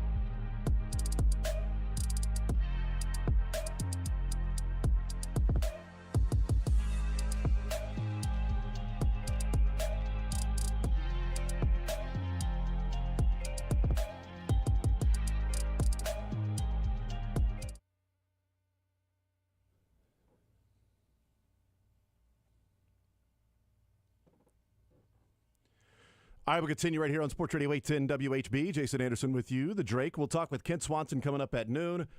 Sports or leisure in the 1 o'clock hour. Bethany's going to join us to knock out the leisure side of it. By the way, this text came in about Andy Reid making the honey badger noises. I don't think Andy Reid gets put up is put up to any of these things where he's got to give some sort of a phrase or funny little drop in. But if he did have to make badger noises somehow and agreed to play along, again, that would have been perfect. Him talking about Tyrann Mathieu and saying, he's just made all kinds of crazy noises on the sideline on the bench. They did get him to talk about nuggies in a commercial. That's true. Explain it again with those nuggies. Tex says Creed starting to sound a lot like Joe-Bot. Yeah. Joe-Bot Tooney and Creed Humphrey sound very much alike. There's no doubt about that. News of the day, if you want to call it that. News of the day, not sports related to a degree, but Hulk Hogan has passed away. Yesterday, Ozzy passed away. That was obviously unfortunate. But also, as we're looking to the trade deadline, Spencer Jones is a guy for the Yankees that people have talked about. If the Yankees were going to be buyers, Spencer Jones might be a guy that they would have to trade to get a pretty decent, depending on what they got back. He's leading the minors in home runs. I think he had 26 entering today. He is 3 for 3 today with 3 home runs. He is. Oh wait, and you know what? I think I'm getting he and Owen Casey. No. He had 26 because he had 10. Yeah, he had 16 in Double-A. He got moved up to Triple-A. He's now played 19 games at Triple-A. He now has 13 home runs in 19 games at Triple-A. Spencer Jones for the Yankees. He's 3 for 3 today with 3 home runs. And what is to me is impressive about that is his 3 home runs. He's a left-handed hitter. His 3 home runs are to left field, left center, and center. He's 3 for 3 home runs, and none to the right side of second base as a left-handed hitter. Everything's going the other way. He now has 13 home runs in 19 games at AAA. I don't know. This is the thing about Jack Caglione. Jack hasn't done the things in the majors that we were hoping he would do. So I don't know if Spencer Jones is going to be amazing, is going to be a masher, is going to be Aaron Judge in the big leagues, or if he's not going to hit home runs and strike out a lot. But just as Jack Caglione, the one thing I would know about Spencer Jones is there's no reason for him to be in the minors anymore. I'm not sure what else you would need him to do. 19 games, 13 home runs. He's clearly advanced of that level. But I'm guessing the Yankees are waiting for another week, depending on what happens. If they trade some pieces, or if he gets traded, depending on what they could get back for somebody who now has 29 home runs this year in the minors. 13 of those coming in his last 19 games at AAA. Whenever I hear about somebody mashing at AAA, I just remember how excited I was about Brandon Berger. Oh, my goodness, yes. 48 in Omaha, was that what it was? And then just... We've had a number of guys, that just were crushing the ball. Was it Calvin Pickering was having a big AAA? Vitiello was a guy that was a masher, and they come up and they don't really do anything, unfortunately, except for Soren getting a cool jersey. The vest jersey, that's not a cool jersey. The dark blue and the black with the vest jerseys. Oh, those were great. I think it was a Calvin Pickering jersey, right? He has a Calvin Pickering. Yeah. I have a Chris Fussell. Oh, nice. Wow, Chris Fussell. I found it at a thrift store for $3. There you go. $3. That's pretty good. It's the sleeveless one. Did he play 3 games with the Royals? More than that. Oh, yeah. All right. My favorite jersey that I've seen that was random was a Chiefs jersey that, at a bar one time, 10 years ago, a guy was walking around in a Sean LaChapelle jersey. And I'm like, that, either you're related or that's badass. There was a Snoop Menace jersey that we've seen around town. We always used to do when we would go to the Rally House and we'd be giving out the Rally House gift cards. We'd always do the random jersey day, which were so great. You'd have to walk in with the most random jersey, and then whoever had what we deemed the most random jersey would win. And God, I can't remember some of the winners that we had, but they were great. They were some great Chiefs jerseys. But yeah, a Fussell jersey. But yeah, Spencer Jones is mashing. He is absolutely mashing in the minors right now. 3 home runs today. He's 3 for 3. He's 13 home runs in 19 games. He might be somebody on the move, or he might be somebody that the report that came out last night, or at least this morning, said that the Yankees are not interested in moving Spencer Jones. Interesting. Front page of the sports section at the Chicago Sun-Times. Headline, ready to go for Lugo, ? And then talks about what Lugo did to the Cubs yesterday. It's the headline in the front page of the sports section there in Chicago. Lugo! All right. Pony up then. Ken Swanson coming up next.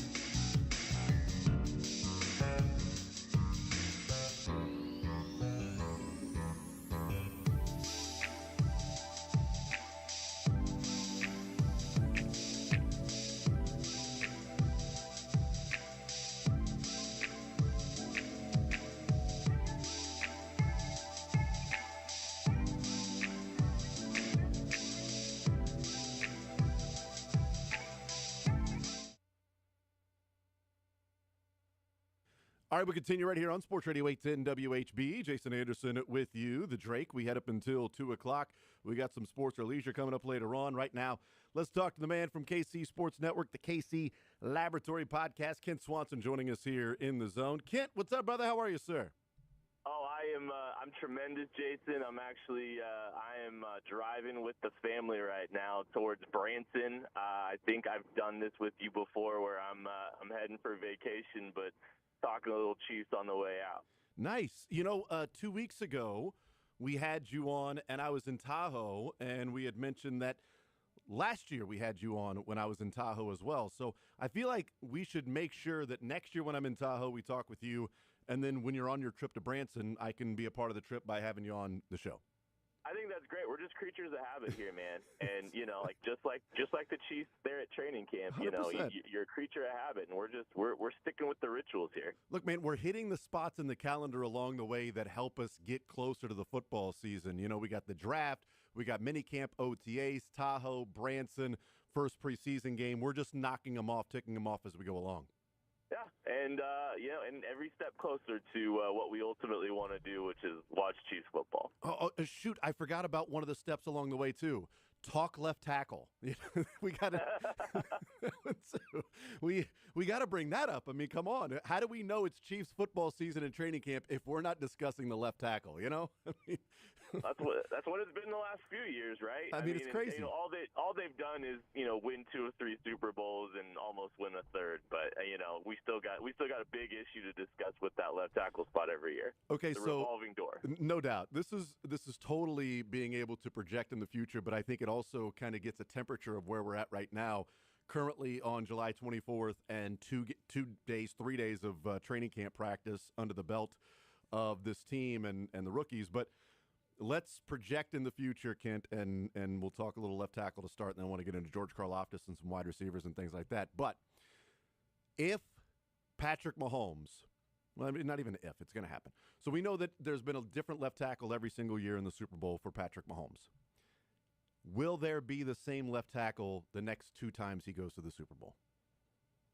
I'll one up you. I think there's a chance that the rest of the Super Bowls Patrick Mahomes plays, it's the same left tackle. I think it's Josh Simmons in the future. I think it's Josh Simmons the next Super Bowl.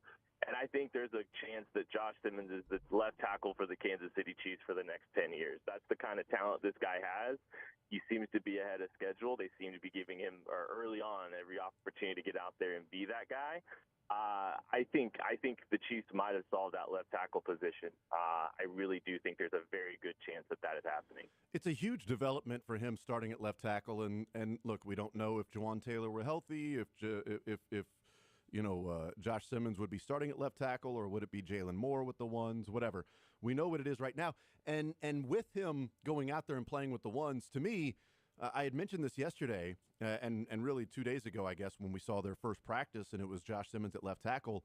What it did for me, and I think the huge development is when he was drafted, the biggest question was availability.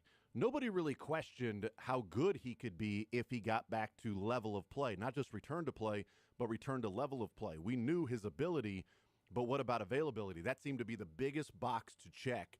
And then you got past that, then it's like, all right, just get him acclimated to playing football in the NFL, and with Patrick Mahomes and the verbiage and playbook and all of that stuff, and how you take your drops and where you need to anchor at, all of that. The huge development, Kent, is the fact that box is checked. Availability seems to be checked already. Now, instead of the discussion continually couched with if he's healthy, we can just look at Josh Simmons and assess on what his ability is. Yeah, and the Chiefs seem to be giving him every opportunity to be assessed as the left tackle of the future for this team, and I absolutely love that. And I was thinking about it kind of like this: Jalen Moore hasn't really had a ton of time in this offseason to really get familiarized with live reps. Right, he's been limited the same way we thought Josh Simmons was basically going to be limited all summer. And instead of just, trying to give Jalen Moore the opportunity to get some reps, they're kicking him over to right tackle in Jawan Taylor's absence. That seems to signal to me that the Chiefs are focused and invested in making the Josh Simmons experience work before they try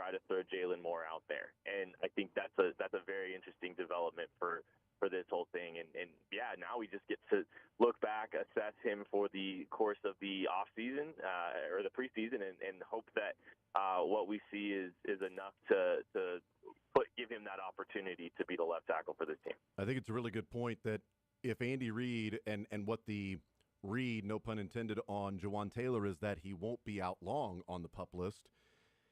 If they were looking at this and going off what you said there and sort of looking and trying to get in the minds of the Kansas City Chiefs, if they were looking at this and saying this is a true battle at left tackle between Simmons and Jalen Moore, and we need to get as many reps as possible to see who the best guy is going to be there with the ones, if Jawaan Taylor wasn't going to be long for the PUP list, there would be no reason to put Jalen Moore over on the right side, correct? You just put Wanya Morris until Jawaan Taylor comes back if you really want to get the assessment of true left tackle competition between Simmons and Moore.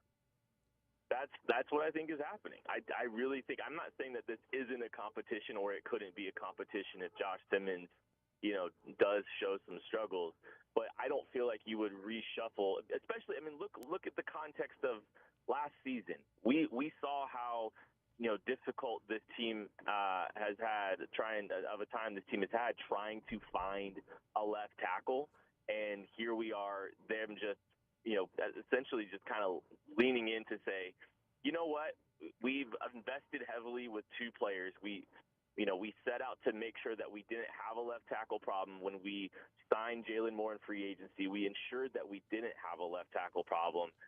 Or at least we think we had a capable left tackle. And then we were lucky enough to get Josh Simmons at pick 32. Now we've set that baseline, we've set that floor, we've made sound investments, but we can just go ahead and throw the most talented player out there, and we're going to give this guy every little bit of runway, every little bit of opportunity to be the kind of player that, if he hadn't got hurt, would wind up having been a top 15 selection in this draft, maybe even earlier. Yeah, it's pretty exciting if this is the case, if the Chiefs are able to find that guy. Kent Swanson is our guest, KC Sports Network, KC Laboratory Podcast. We find him on his way down to Branson. The contract for George Karlaftis, initially it felt like there was a reaction of, they overpaid for him. And when you dive into the numbers and look at the cap hits and the 6 years, what do you think of the contract? Do you like it? Is it team-friendly? Is it fair on both sides? Did they overpay? What's your reaction on George Karlaftis? Yeah, I think the initial number was a little bit of sticker shock just because, every single contract is always going to be the most agent version of the contract with, the shortest amount of years and the highest amount of money and all that stuff. So initially I was like, you know what, that's a little bit on the high end. You kind of start diving into it a little bit farther. You start hearing those numbers start slowly coming out and what the real numbers actually look like. And, 6 years, what was it, like $101 million, essentially what it kind of boils down to. I think it's a tremendous deal for this team. And I think, I looked at it from like a cap hit perspective. In 2028, George Karlaftis' cap hit is already the 9th highest among edges. Now, there's 3 off seasons before then for that number to only rise.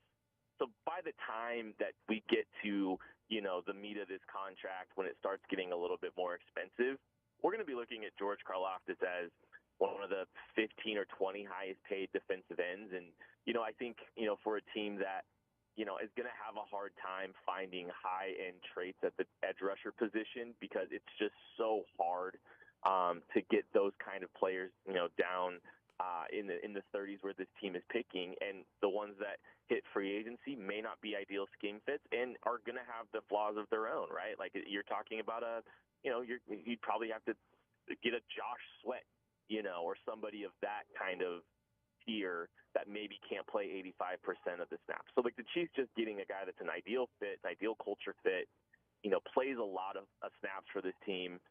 I think it was a really wise, smart move for this team, and I think they got it at the right value. Do you think the Greg Rousseau contract, do you like that he got more than Greg Rousseau? Would you have liked to seen it the same as Greg Rousseau? I like the fact that it's 6 years and Rousseau's a 4-year contract, but it's a really good comparable because people can argue back and forth whether Karlaftis or Rousseau is a better player. They were both drafted pick 30 in the first round, Rousseau a year before, both around the same age when they were drafted. Production-wise, if you're just looking at counting stats, roughly the same. Sack numbers are certainly better for Karlaftis than Rousseau. Would you have liked his contract be closer to what Rousseau's was in guaranteed and annual average value, or you okay with the fact that Karlaftis is a year younger and got more money? Yeah, I'm fine with what the Chiefs paid relative to Greg Rousseau, and Karlaftis is, like, I think someone said Karlaftis is still younger than a lot of the edge rushers that got drafted this season. Like, there is still plenty of, there's plenty of runway, and Rousseau's not old by any stretch of the word either. But no, I think the Chiefs did well. I think they did right. And by the way, the cap hits for George Karlaftis in 27 and 28 are lower than Greg Rousseau's. And I know that's not the entirety of the argument or the entirety of the contract or what have you, but I do just think it looks, from a roster construction standpoint, from a percentage of the cap standpoint, in the meat of those years, Greg Rousseau is going to be taking up a little bit more than what George Karlaftis is. So I don't know. I think they did just fine. Yeah, the cash ain't my money. So That's right.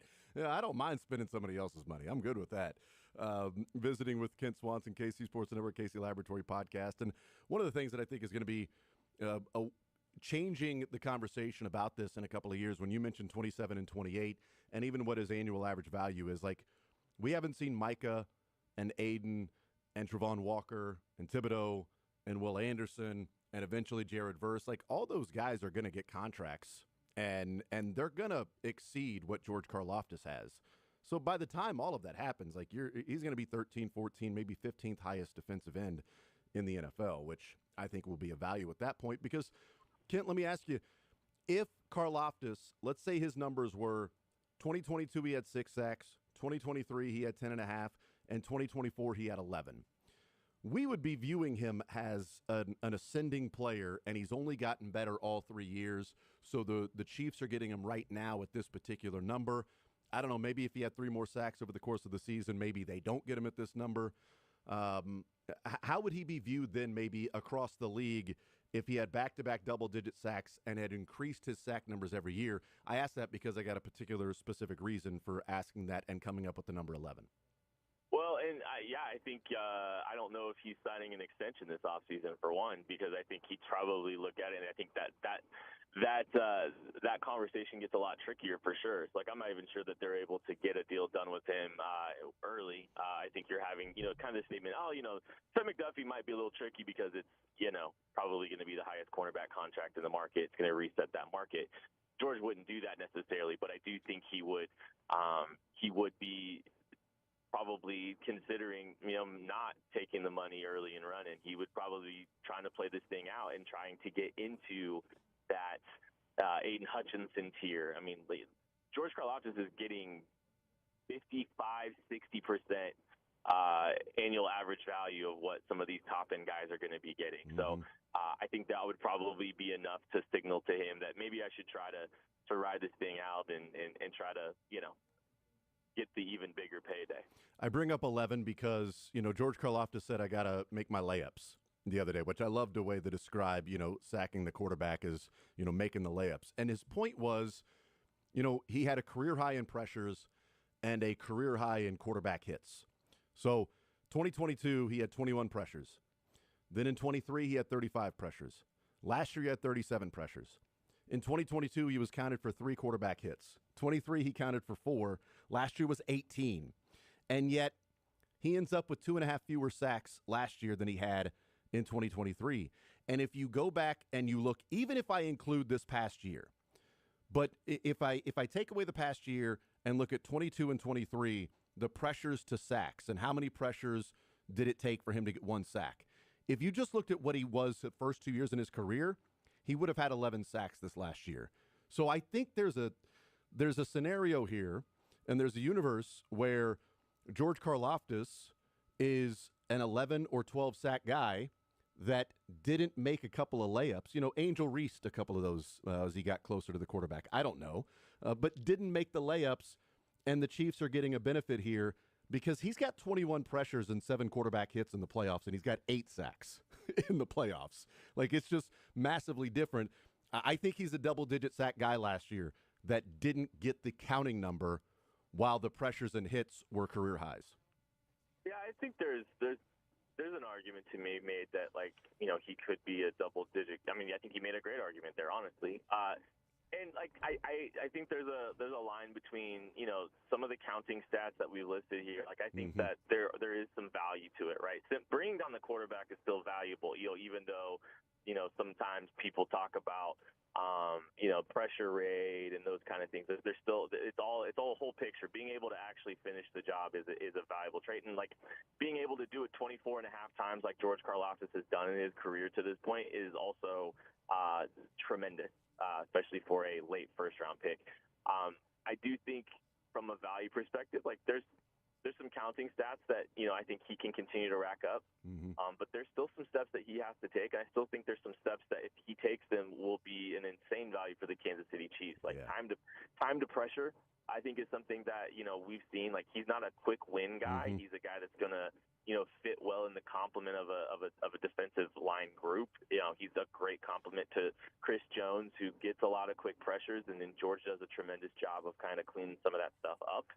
So, you know, I think I think there's room for growth with the counting stats, but I also think there's, you know, there needs to be growth. There needs to be continual growth with George, and just, you know, how he's able to have success down in, down out, and how quick of pressure he's going to be able to start generating. Visiting with Kent Swanson. He's on his way to Branson, KC Sports Network, KC Laboratory Podcast.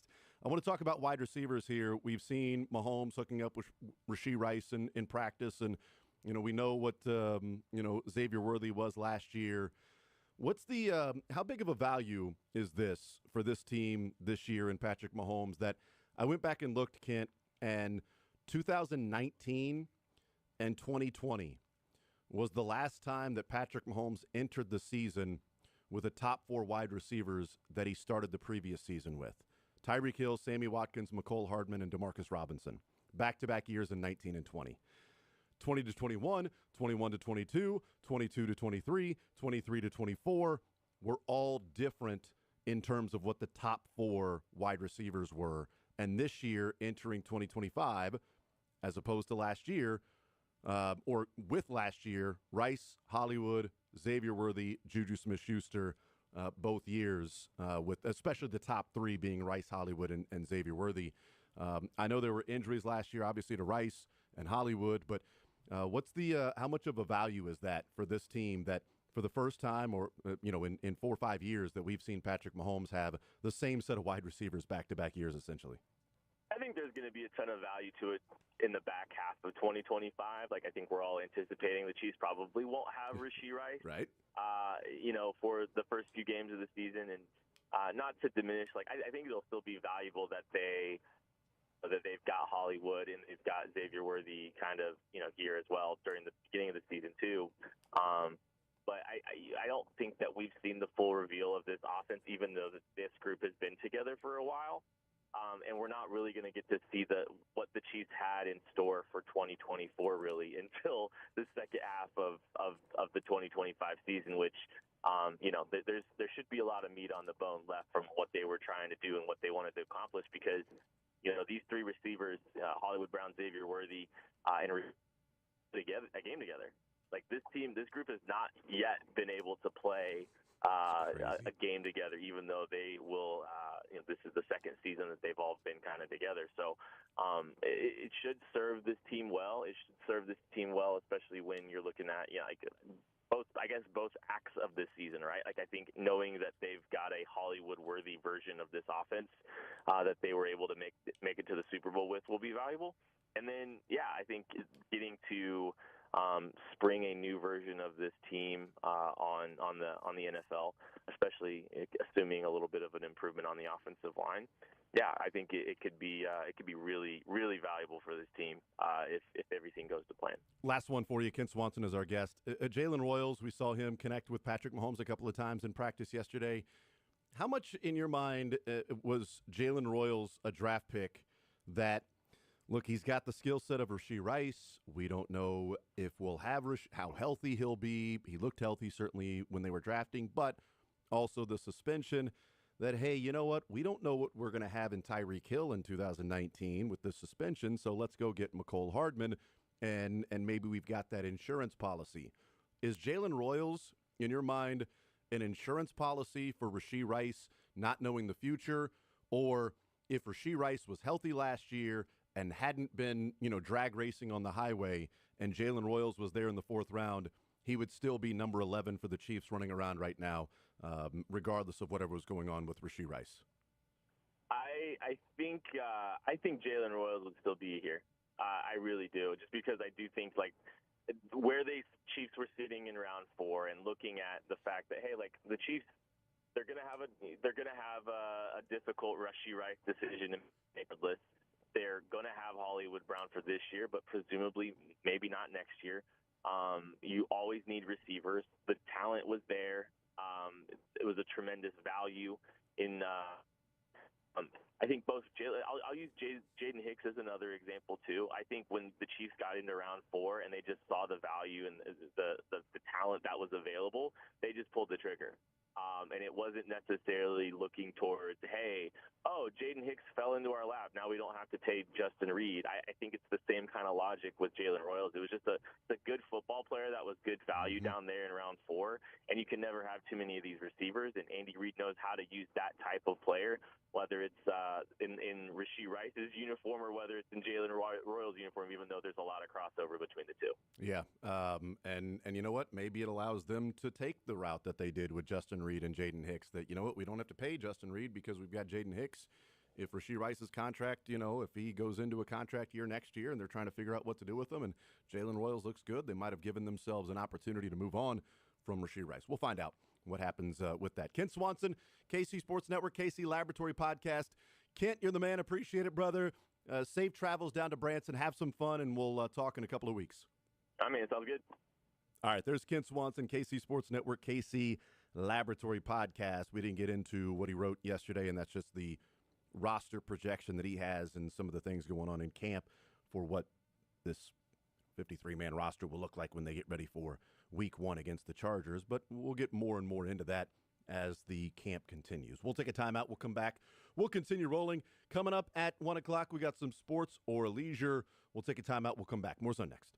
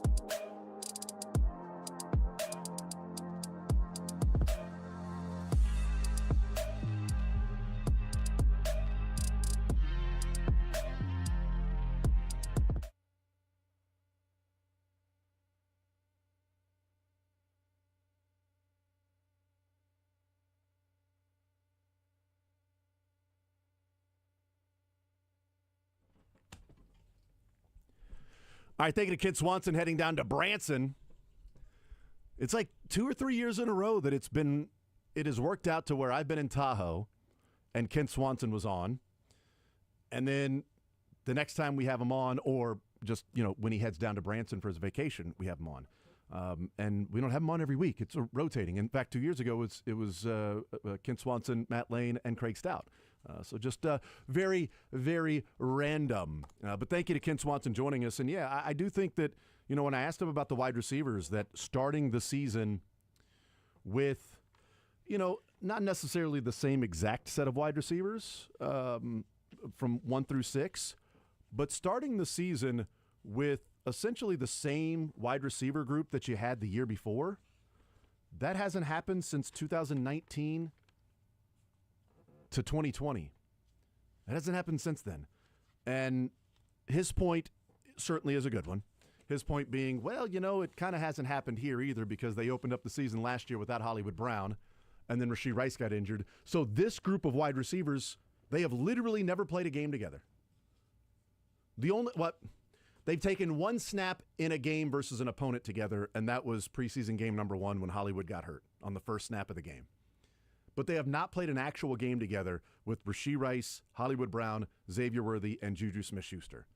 Yet, this time last year, when they eventually signed Juju, they were the top 4 receivers on the team. And now this time this year, they're the top 4 receivers on the team. And that hasn't happened since 2019 and 2020, when it was Tyreek Hill, Sammy Watkins, Mecole Hardman, and Demarcus Robinson. 2019 and 2020 were back-to-back years of the top 4 being the same. Then 2021 was Hill, Mecole, Pringle, Demarcus Robinson, so Sammy out, Pringle in. And then 2022 was Juju, MVS, Justin Watson, Mecole.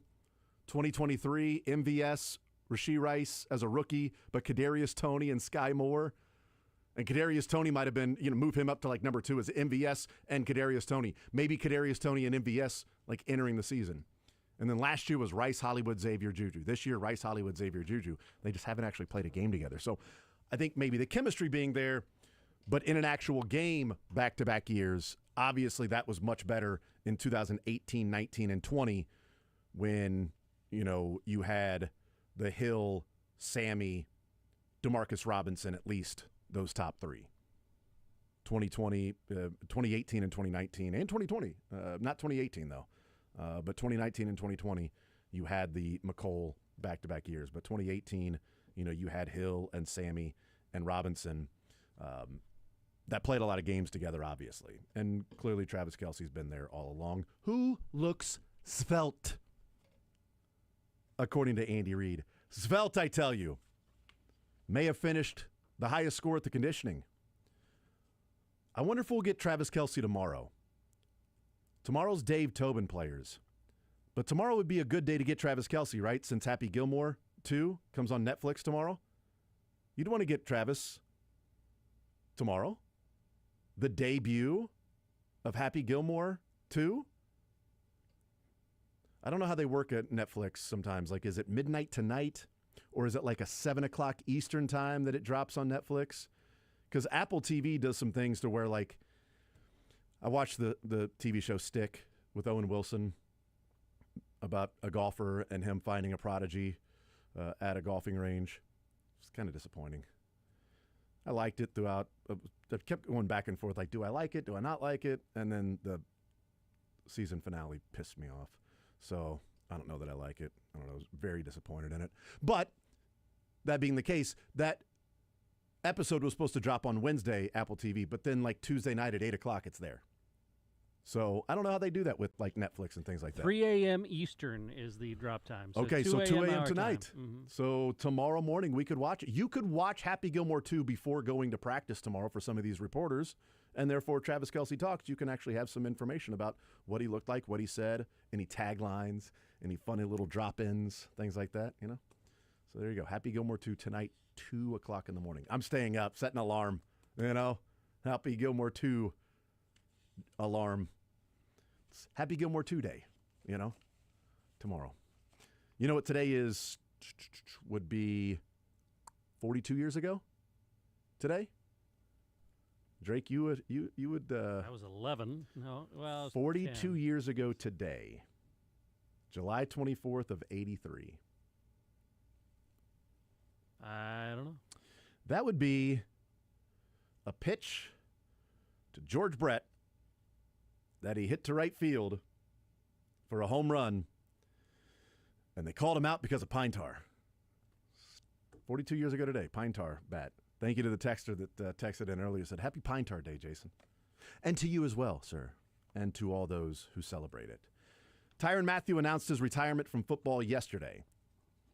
He was on with Kay Adams earlier today in Up and Adams TV show. And let's hear from Tyrann Mathieu. A couple of clips here from Tyrann Mathieu. The Chiefs lost the Super Bowl. Tyrann Mathieu, unfortunately, was a part of a team that lost the Super Bowl and then, unfortunately, a part of a team that lost an AFC Championship game. But he's got himself a ring. Kay Adams asked Tyrann Mathieu how Mahomes and the Chiefs should approach this year after a Super Bowl loss. Really, if I could kind of put a finger on it, man, like it's intense. You know, I think it's you know, this seriousness, right? And you know, I think like, you know, coaches and players alike, you know, I think they have to be able to tap into that mindset in the spring, you know, throughout training camp. You know, you can't like save that type of stuff for, you know, middle of the season or, you know, when the season starts. So I think it's all about mentality. It's all about attitude. And, you know, if I know those guys like I think I know them, you know, they haven't slept. They haven't had a good night of sleep since they lost that game. You know, so I think Patrick is extremely motivated. I think, you know, Kelsey's motivated. And then obviously, you know, Coach Reed and Coach Spags, like I know those guys. Like they probably haven't left the building, you know, since they lost that game. You know what I mean? So I could see those guys starting fast and you know, we're definitely playing with an edge to really begin and kind of take them throughout the season. I agree with that. I think that's going to be the case. I think they are going to start the season with an edge that will carry them throughout the season. Although I do think Andy Reid and Matt Nagy have probably left the building because, one, they're in St. Joe, but I think they left at some point this offseason. They didn't stay there all offseason. But we did find out yesterday from Peter Schrager that on Tuesday, after they lost the Super Bowl, back in the Chiefs facilities, Mahomes in the morning was working out. Back on the grind Tuesday morning.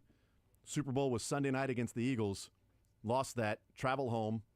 However, you know, whatever time in the morning they got home from New Orleans. Monday, try to catch up on sleep, I guess. Tuesday, you're back to working out. No days off. Win the dang day. That's what I heard. Heard that. Somewhere close to here. Tyrann Mathieu continued as Kay Matthews asked Tyrann, Kay Adams as well. I don't know who Kay Matthews is, but there's probably a Kay Matthews out there that Kay Matthews would not have a cool name of Up and Adams podcast TV show if the name was Kay Matthews. But unless she married Tyrann Mathieu, and it would be Kay Matthews' kids with Tyrann. Apostrophe S. Anyway, Kay Adams asked Mathieu if Patrick Mahomes or Tom Brady would be the GOAT. I would say he's a great quarterback. I say like greatest of all time. I think that's still like reserved for Brady.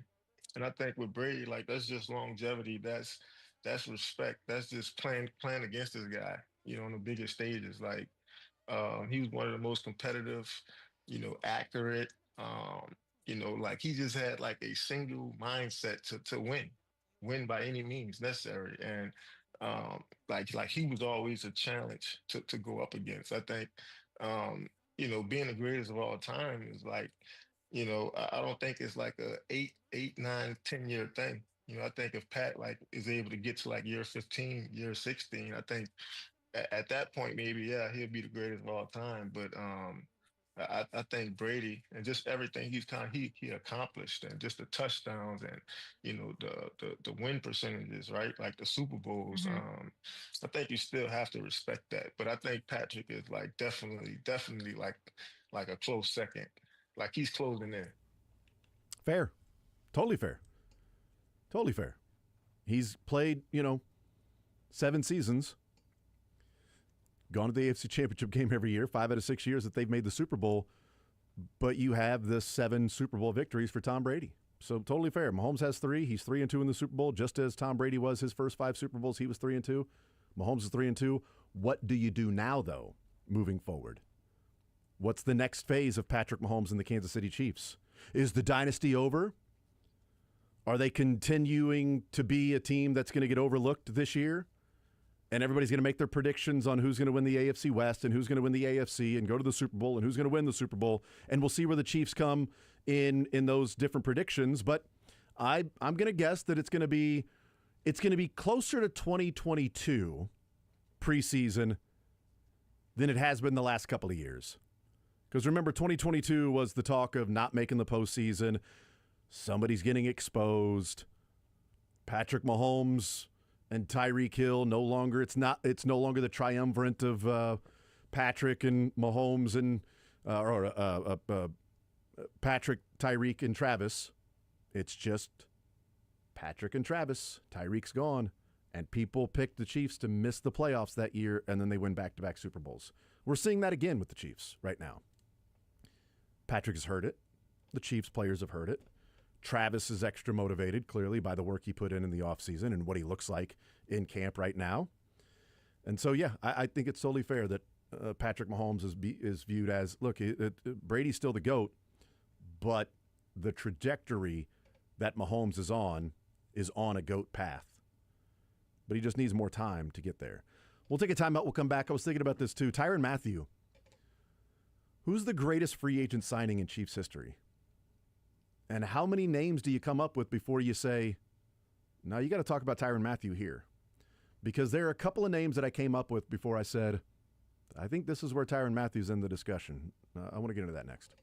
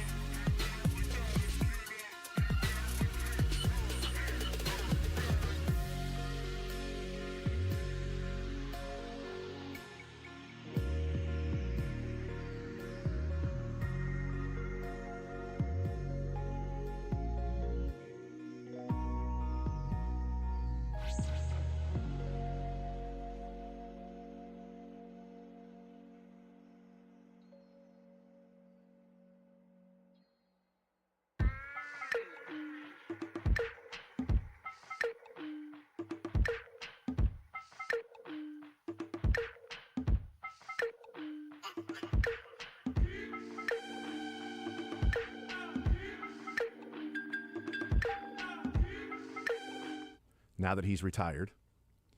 I think one is pretty easy if we're looking at the greatest free agents for the Royals or for the Chiefs, not just in NFL history, but Chiefs-specific free agents. One is pretty simple, Lynn Dawson. That'd be number one. I think number two is pretty simple, too, in Priest Holmes. I would go 1-2, Lynn Dawson, Priest Holmes. But I think number three, there's a real case to be made for Tyrann Mathieu.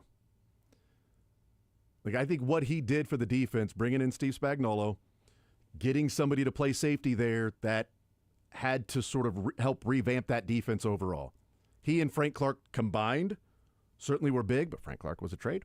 But he and Frank Clark combined what they did for the defense. But I think Tyrann Mathieu just sort of changing the entire mindset of that team. The safeties in the AFC Championship game were Eric Berry, Daniel Sorensen, Eric Murray, and then Ron Parker didn't play. He played the week before against the Colts. Only Daniel Sorensen ever played a snap again for the Chiefs in that secondary, in that safety room. Eric Berry never played another snap, and Ron Parker never played another snap of football. And Eric Murray played like another 5 years or so with the Houston Texans, and then Sorensen played a couple of more years in which he was criticized for everything that he did. And Tyrann Mathieu had the great shot of Tyrann Mathieu from behind of him raising his hands in the air and like, what are we doing? How is that a touchdown? Why aren't you where you need to be? But I think as time passes, people will respect more and more of Dan Sorensen and the impact he had on this team. But I think Tyrann Mathieu is a real case to be made for the third best free agent signing in Chiefs history. I think if we're talking about Tyrann Mathieu, then we would certainly need to throw in Justin Reed, what he has done as well as a free agent signing. But I was trying to come up with a list of all of the best ones that I could think of. And Mitchell Schwartz would be on that. Joe Thuney would be on that. Marcus Allen would be on that. Not Chester McLaughlin. Nope, but close. Brian Waters would be on that. Tony Richardson would be listed. Casey Wigman probably listed somewhere. Depending on, what people... I think Tyrann Mathieu could be third. I think it's Lynn Dawson and Priest Holmes, and then everybody else is fighting for third. But he might have been the third most influential free agent signing in Chiefs history. Maybe fourth is Justin Reed. I mean, if we're talking about 3 Super Bowl championships, Brian Waters was awesome, played a long time for the Chiefs, and was a huge part of those offensive lines. No playoff wins. Not necessarily his fault. But in terms of changing an entire side of the side of the team, one side of the football, what Tyrann Mathieu did was pretty monumental. It didn't end great the last year with what felt like some unhappy feelings towards the organization, or at least the position they were in, and them clearly at that point moving on from Tyrann Mathieu, and him not necessarily wanting to move on, but knowing that it was going to be the case, and then maybe some business decisions that were being made defensively. Certainly felt like that. Certainly looked like that. Some business decisions being made by Tyrann Mathieu, but I'll always have respect and love for Tyrann Mathieu and what he did for the Kansas City Chiefs and what he did for that defense coming in and helping bring about another era of Chiefs defense with Steve Spagnuolo. Because that team in 2018 wasn't going to be good enough defensively to be able to win a Super Bowl, I don't think. But yeah, so Tyrann Mathieu retires. Andy Reid made some fun Tyrann Mathieu noises. Honey badger noises. He said Tyrann Mathieu makes all these crazy noises on the sideline is what he was doing. And then Andy Reid was like, I think that's what he was doing. Is that what a badger sounds like? I don't know. Is that what a honey badger sounds like? Did he get the nickname because of the weird noises he would make on the sideline? I do know this. I loved Tyrann Mathieu Talking Day. And I wanted them to make every Thursday Justin Reed Day, because Wednesday was Patrick Mahomes and the coordinators, or Patrick Mahomes and Andy Reid. And then Thursday was rotating and the coordinators. And then it became Tyrann Mathieu. It was just every Thursday, Tyrann Mathieu and the coordinators. So we got Mahomes on Wednesday, Tyrann Mathieu Thursday. I wanted them to make that Justin Reed eventually. They did eventually come up with Chris Jones every week, but sometimes he's happy to be there, and sometimes it's just sleepy Chris Jones that's kind of going through the motions of just ask your questions and get to the end of this. Because listen, I want that fag. I mean, fag's telling all my business. I didn't know he was going to do that. He usually does that, but listen. So we get Chris Jones on Thursdays throughout the season. But Tyrann Mathieu was awesome. Justin Reed, I think, would be up there as well. So 913-912-4810. 1 and 2, pretty easy for me. It's Lynn Dawson and it's Priest Holmes. Tex says Honey Badger over Mitchell Schwartz. I think Mitchell Schwartz certainly right there too. I mean, Honey Badger, Mitchell Schwartz, Justin Reed. Like Schwartz was the first one that I thought of when I was like, all right, Lynn Dawson, Priest Holmes. Who else? Well, Mitchell Schwartz. Guy was awesome. All pro. Best right tackle in football. Tyrann Mathieu, though, and the Chiefs needed Mitchell Schwartz to be that good. Mitchell Schwartz played 4 years for the Chiefs. Mathieu played 3.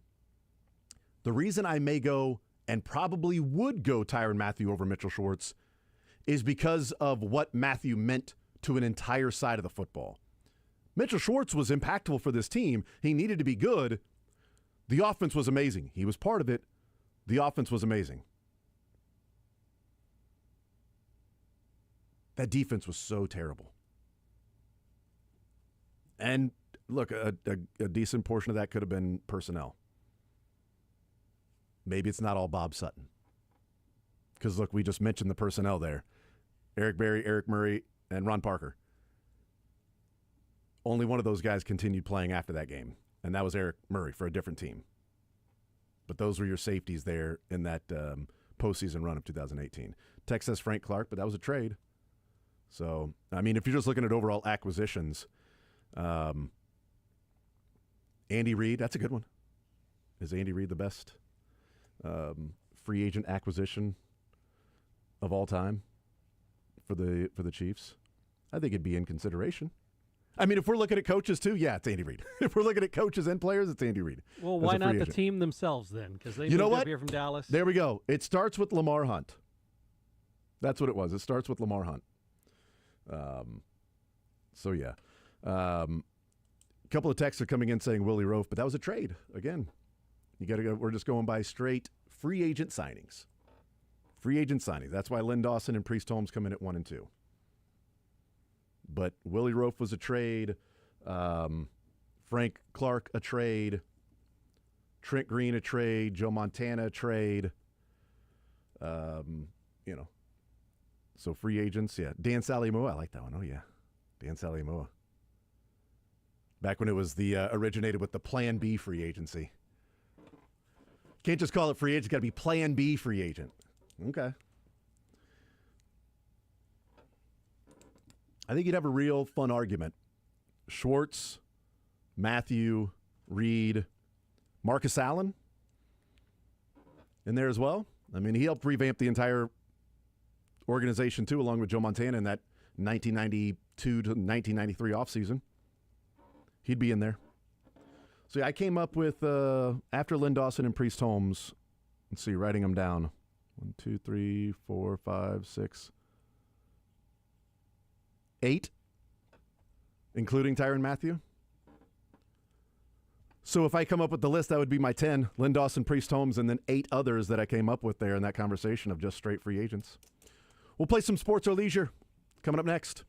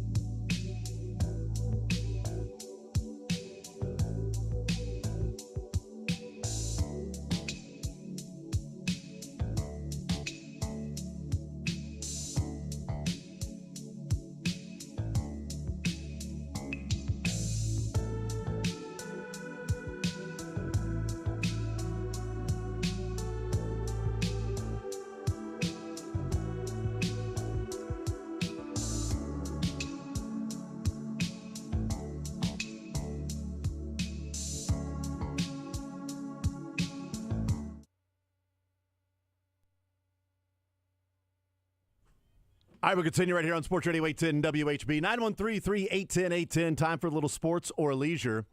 By the way, I thought I mentioned them, but a text came in the break there that brought up Joe Thuney.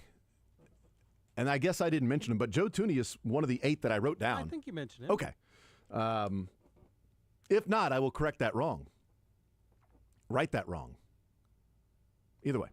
I wrote it down in the break when I was thinking about that when I said, where's Tyrann Mathieu in the best free agent signings for Chiefs history, with Len Dawson and Priest Holmes being 1 and 2. So the 8 that I wrote down, in no particular order, that would be somewhere in my top 10, in no particular order. Tyrann Mathieu, and then Justin Reed, just as that sort of combination. Mitchell Schwartz, Joe Thuney, Brian Waters, Marcus Allen, Tony Richardson. And then I wrote down Casey Wigman as just like brainstorming, thinking of different people that, because he was pretty good.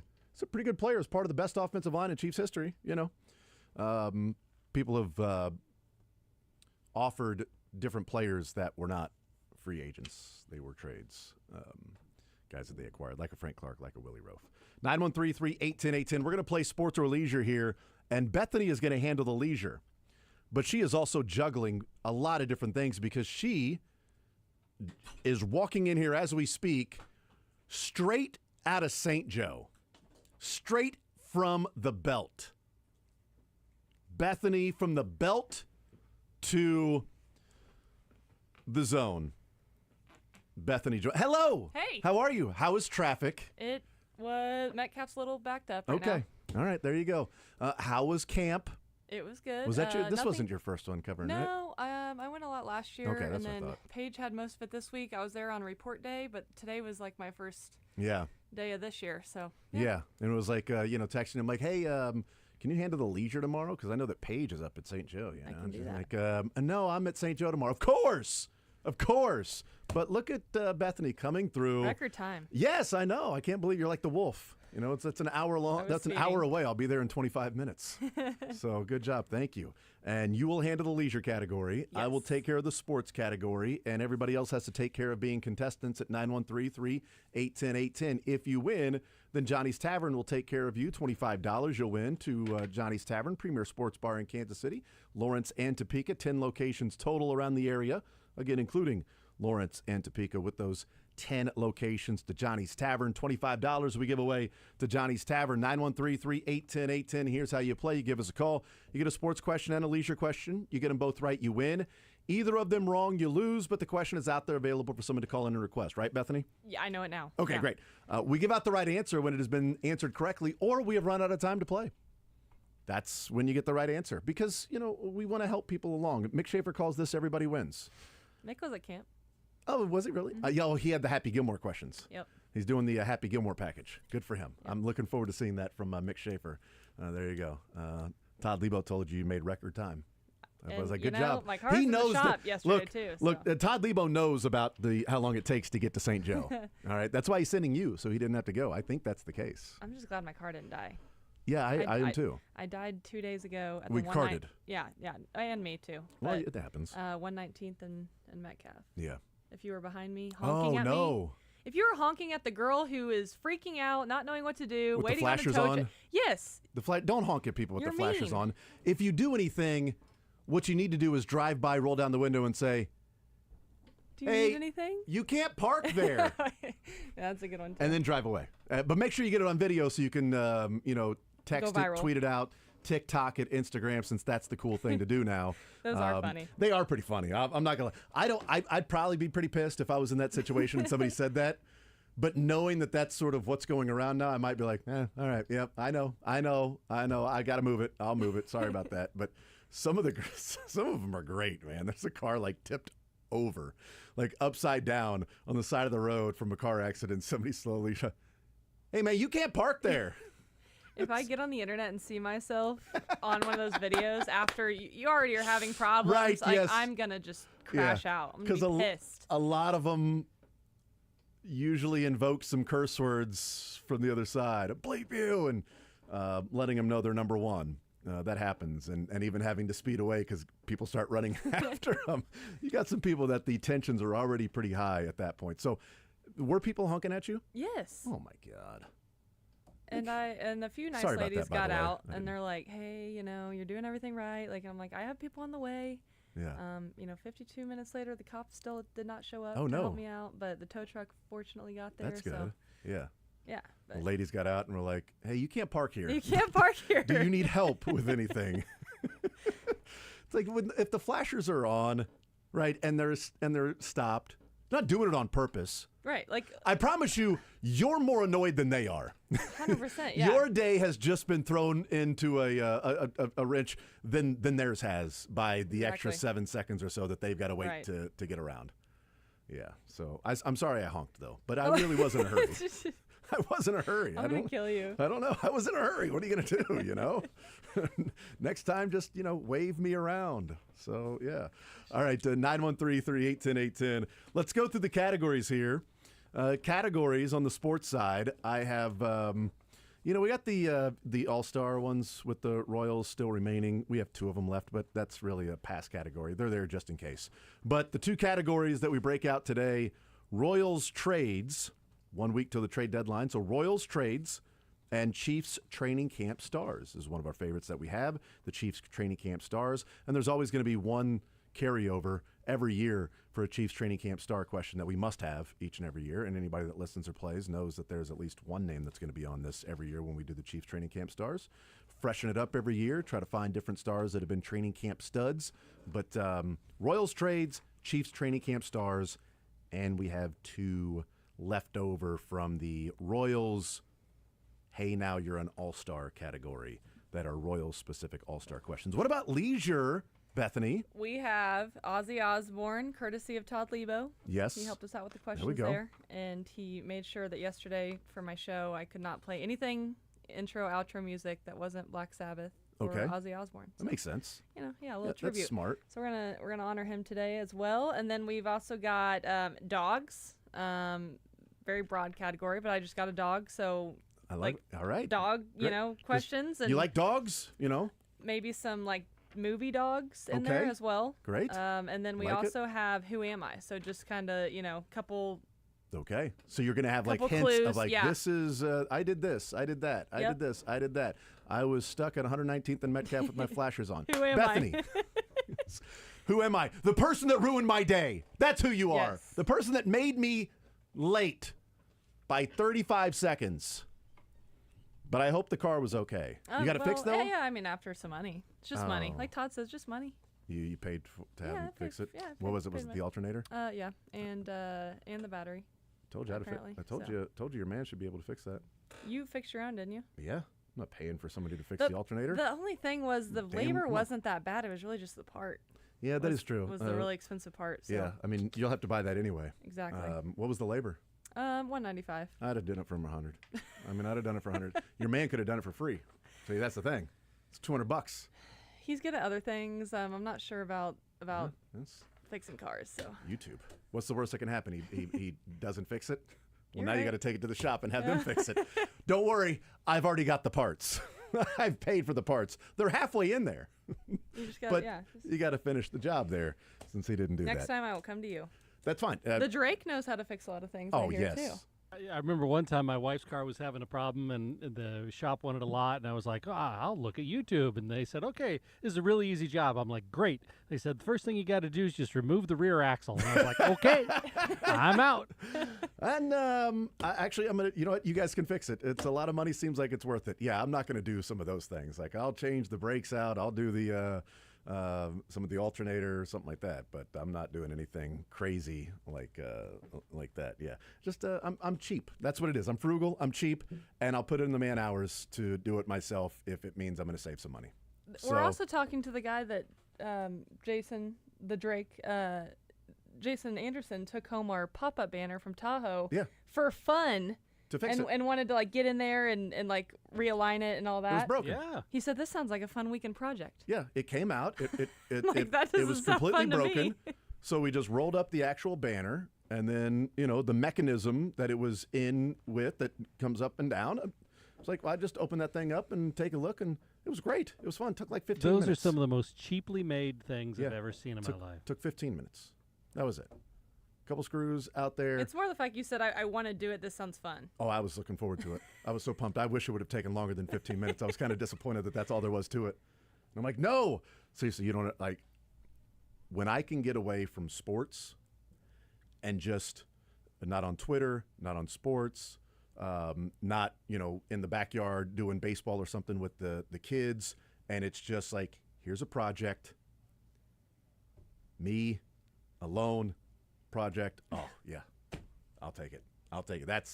That's my recharging batteries, is doing things like that. I'm weird. Or changing an alternator. So you would have been doing me a favor. Okay, next time I'm coming to you. Strangely enough, an alternator recharges batteries. That is funny. That's a great point. Recharges It's a batteries great point. and your batteries. Yes, that's right. All right, 913-3-810-810. We got a full board of calls. I am ready. So we got the categories. I'm ready to go. Bethany, you ready to play? Yep, ready. Drake? Oh, sure. Yes, that was much better than last week. Well, last time Sterling was here. Even better. Here we go. 913-3-810-810. We begin with Tom here on Sports Radio 810 WHB. Tom, sports or leisure, what side do you want to start with? Let's go with sports. All right. You want? We have two questions with the All-Star left over, but we got training camp stars and Royals trades. I've got a feeling we're going to go with Royals trades today from Denny Matthews, if you wouldn't mind. All right, that works. So let's go with the Carlos Beltran on June 24th, 2004, was traded. Tom, if you just tell me who are the three players the Royals got back in that Carlos Beltran trade. Oh, wow, all three. That's right. Oh, goodness. If you don't get all three, let's then you'll see. be gone, Tom. So, last Sunday night, Buck. So the catcher, Buck. John Buck. John Buck, pitcher, Stein. I don't think Stein was a part of it. Oh, But you dang it. just give it another. Keep going. I'm thinking out loud. That's a great point. Yes, thinking out loud was one of them. Yep, not Stein. There's your mulligan. There's your breakfast ball. No, but to get the other two, it's going to be pretty. Are they even notable? Oh yeah, one was the main part of it. John Buck wasn't the main part of it. From the Astros, right? This was from the Astros. So it ended up being a 3-team trade, though. Oh, Roberto Hernandez. But, I'm thinking no, might have been one. No, you're still thinking. You're still thinking. Thinking out loud. Jumbo. I'm thinking guys like Mark Tien. I'm thinking guys like a shortstop. Those are all different guys that came over in trades, but which ones came over in the specific Carlos Beltran trade? Which, by the way, was my 24th birthday. One of my favorite Royals of all time, and I'm such a loser when it comes to sports and a dork. And I don't really have to qualify that why I'm such a loser, but on my 24th birthday, I sat at home and turned the radio on, and I listened to Soren Petro and Nate Bukaty on the air live that night, doing like a 3 or 4 hour show talking about the Carlos Beltran trade, having on different people from the cities, knowing about Jean Buck, who was part of it, but then having Allard Baird on the show. I listened the entire night. That's what I did on my 24th birthday, was listening to Soren Petro and Nate Bukaty talk about the Royals trading Carlos Beltran. God, what a loser. But he was Mark Tien. I could have sworn Mark Tien was one of them. There you go. Mark Tien was one of them. Mark Tien. All right. Mark Tien was one of them. But then there was another pitcher, and if it wasn't Stein. It wasn't? Last name, I'm good with last names, not first, but Wood. Wood? That's right, Mike Wood. Or as Tony Pena would say, my Wood. My Wood throw the ball well. He's John Buck. My Wood throw the ball well. Yes, that's it. It's Mark Tien, John Buck, and Mike Wood. Well done. Nice job. You got Wood. So over to Bethany. Ozzy Osbourne, Dogs, or Who Am I? You're Bethany. I'm so tempted to go with Dogs. I don't know much about dogs, but it sounds like a fun category. So let's do a dog. You had to work so hard for the sports one too. I'm gonna go a little light here. So, what breed of dogs is known for its wrinkled face and curled tail? Wrinkled face, curled tail, like a bulldog or a... Not quite a bulldog. No. One guess on this one.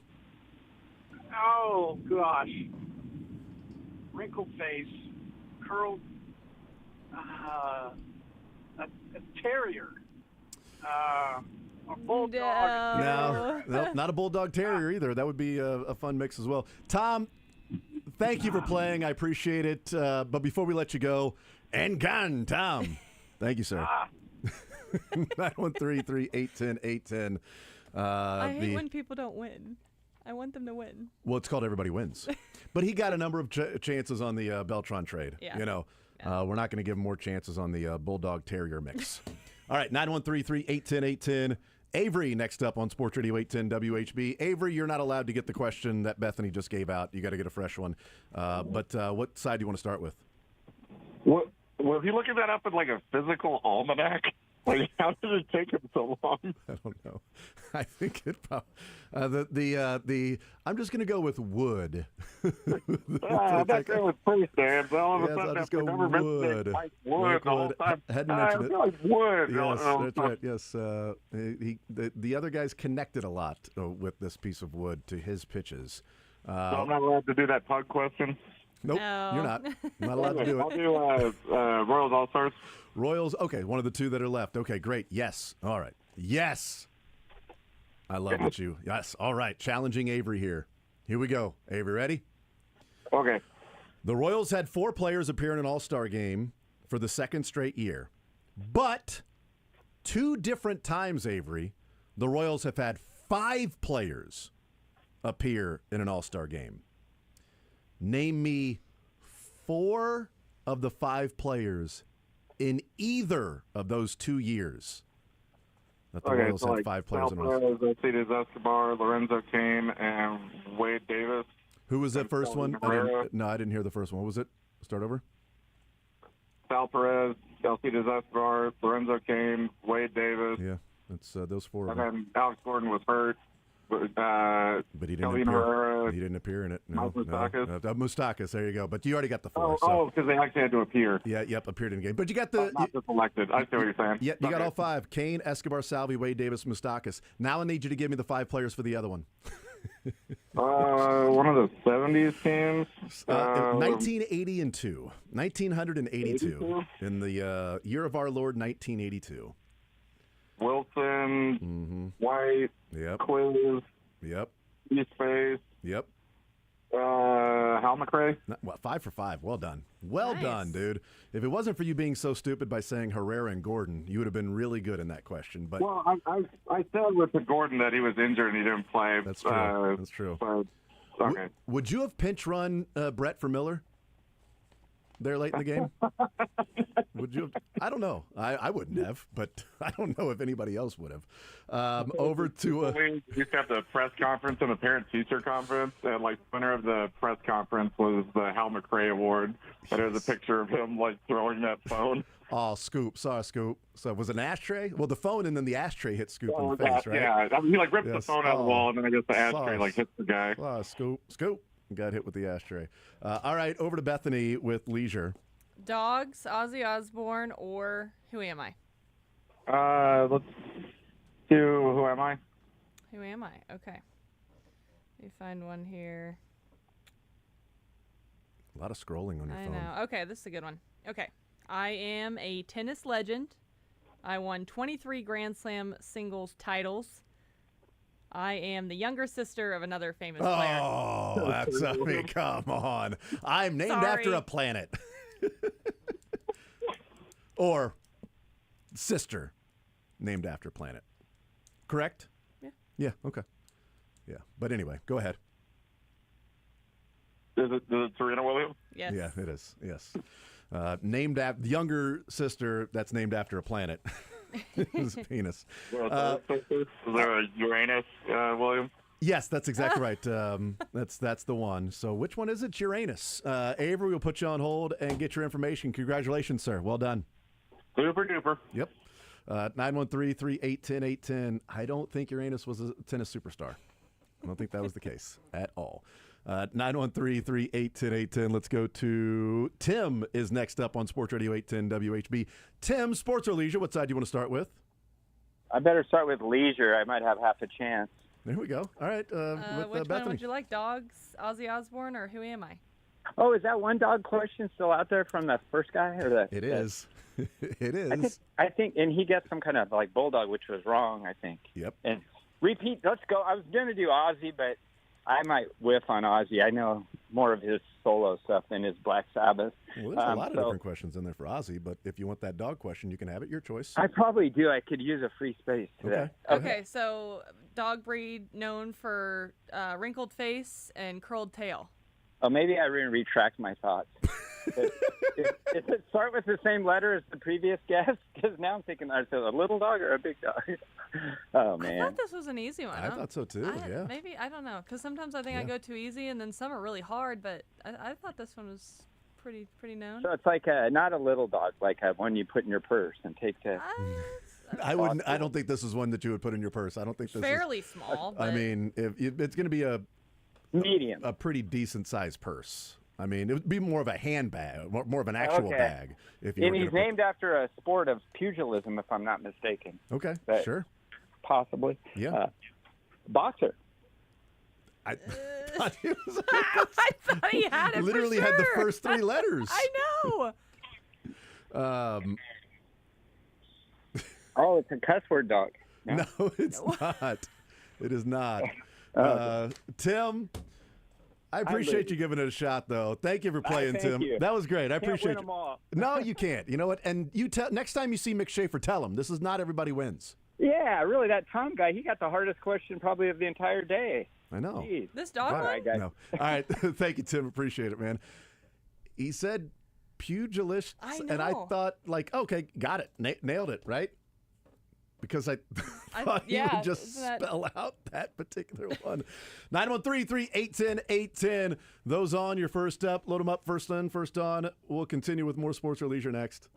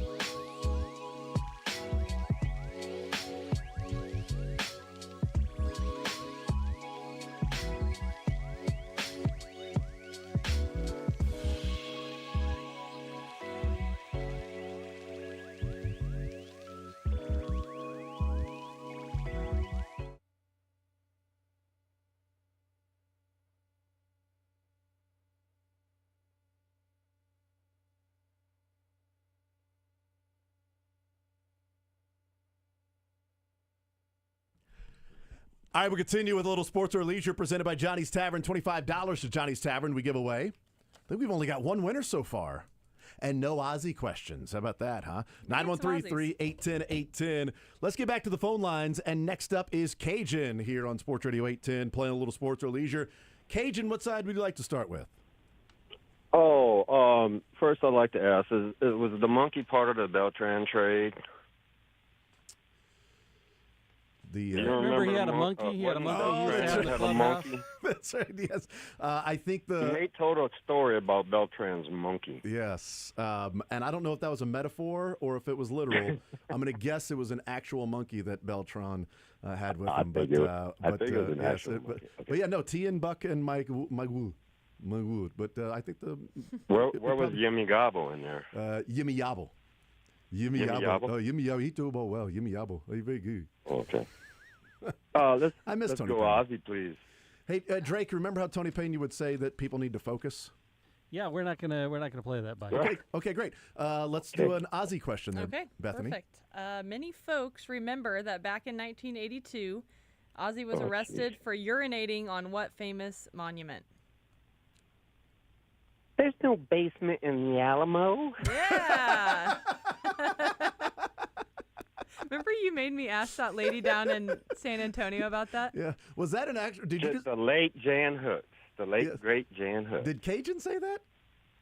Yes, I said that. Dude, I swear to you, I thought Drake played a soundbite. I swear. I'm a man of many talents, my Dude, friend. Cajun killing it, man. I really thought Drake played a sound because Drake was over there messing with the computer, and then I heard that, and Drake smiled, and I'm like, wow, you just gave it away, Drake. Cajun, that was nice. Real quick, Yeah. PSA for Bethany there. Yeah. Dear, if you're ever stuck in traffic, never get out of the car. Never. Oh, If you're in traffic. I didn't get out.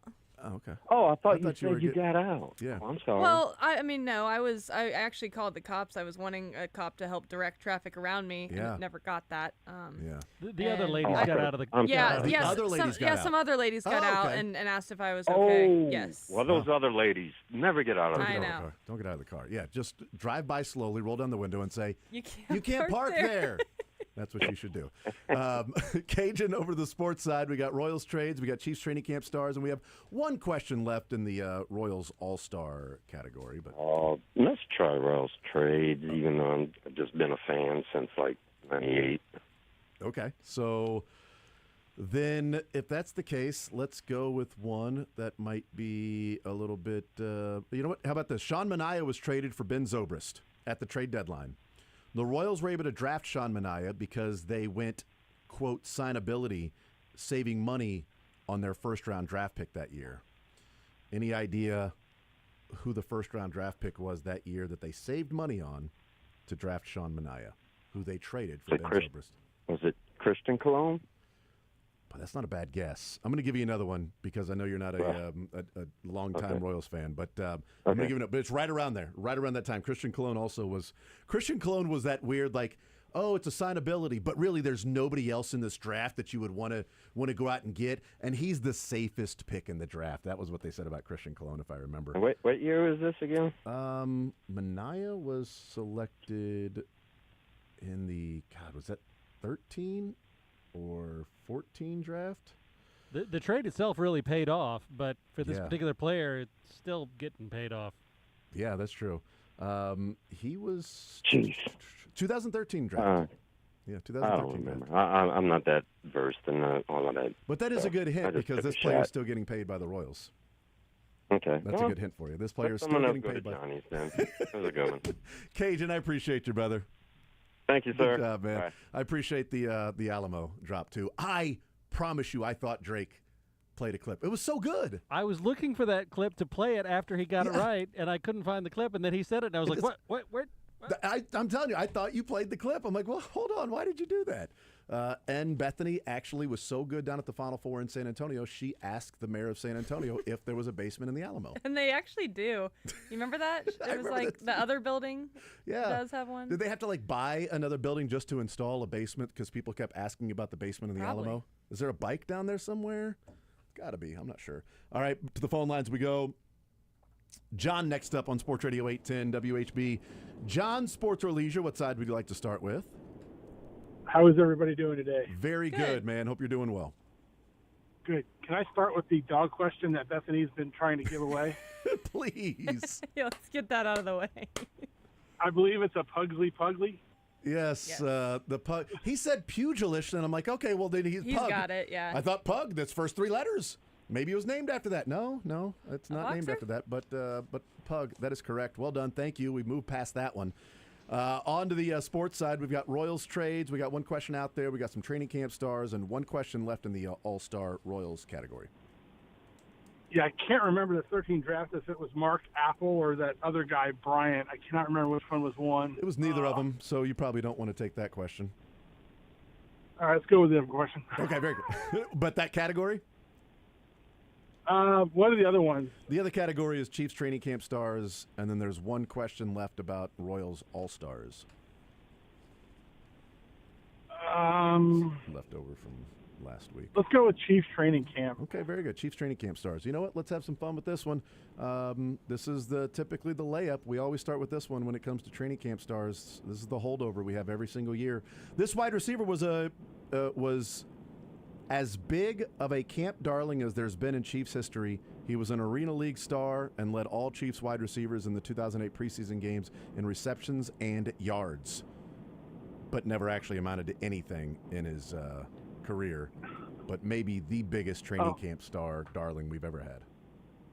Yeah, wasn't it Eddie Kennison's cousin or something? I don't know. Were they related?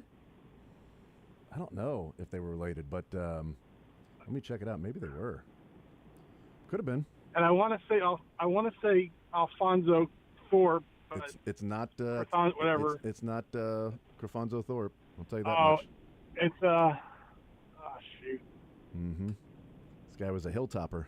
WKU in the house. Not that it'll help you, but he had Arena League. locks.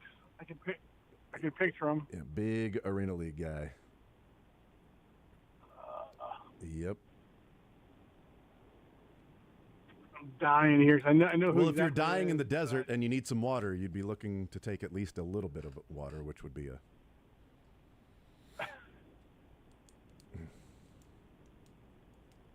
He was not Eddie Kinnison's cousin, but he was Dwayne Bowe's cousin. Oh, there you go. Well done. He was signed to replace Eddie Kinnison when Eddie Kinnison got hurt. Interesting. Oh, that's right. It was. So you know the guy.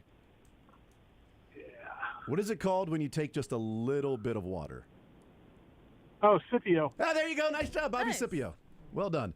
That's typically the free space in the training camp stars. So Bobby Scipio. How could you not have a Crefonzo Thorpe's question? Now, that's the best name ever. I just needed exactly Craponzo Thorpe. John will put you on hold to get your information. Congratulations, sir. Thanks, guys. Absolutely. 913-381-810. We'll take a timeout. We'll come back. One more segment to go. If you're on hold, first in there. If you're on hold, we'll get to you playing. If you're not on hold yet, we've got the line open. 913-381-810. More Zone next.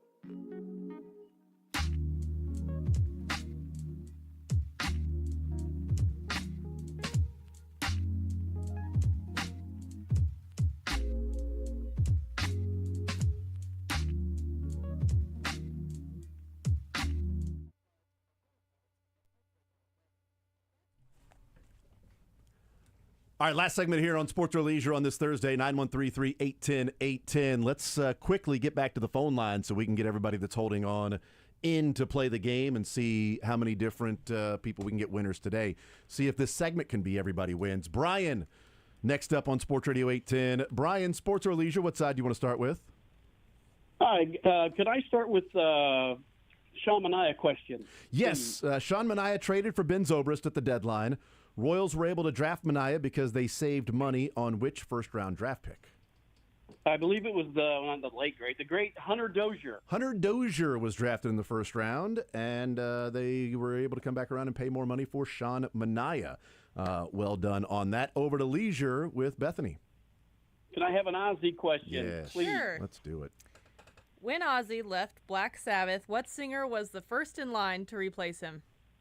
The late, great Ronnie James Dio. Yes. We would have also accepted Hunter Dozier as the answer to that one as well. Brian, that was quick. Well done. See, holding on line as long as you did. Appreciate that. $25, Johnny's Tavern heading your way. Thank you, Brian. Thanks, guys. Absolutely. 913-381-810. Let's see if we can get the Everybody Wins segment here. Let's go to waiting patiently, Kevin, to play a little Sports or Leisure. Kevin, what side would you like to start with, sports side or the leisure side? Let's go with the sports side. All right, Royals trades, Chiefs training camp stars, and literally one question left over from the last couple of weeks with the Royals All-Star. Let's go with that All-Star question. Okay, very good. So Bobby Witt had 2 RBIs in the All-Star game this year. That is tied with 5 other Royals players for most RBIs in an All-Star game. In one game, not career All-Star game, but one game, there are 5 players that have had 2 or more RBIs or just 2 RBIs in an All-Star game. Name 2. You know what? Let's just name 2. One of them, I believe, would have been Bo Jackson. Bo Jackson, that's right. Bo Jackson, and then just one of the other 4.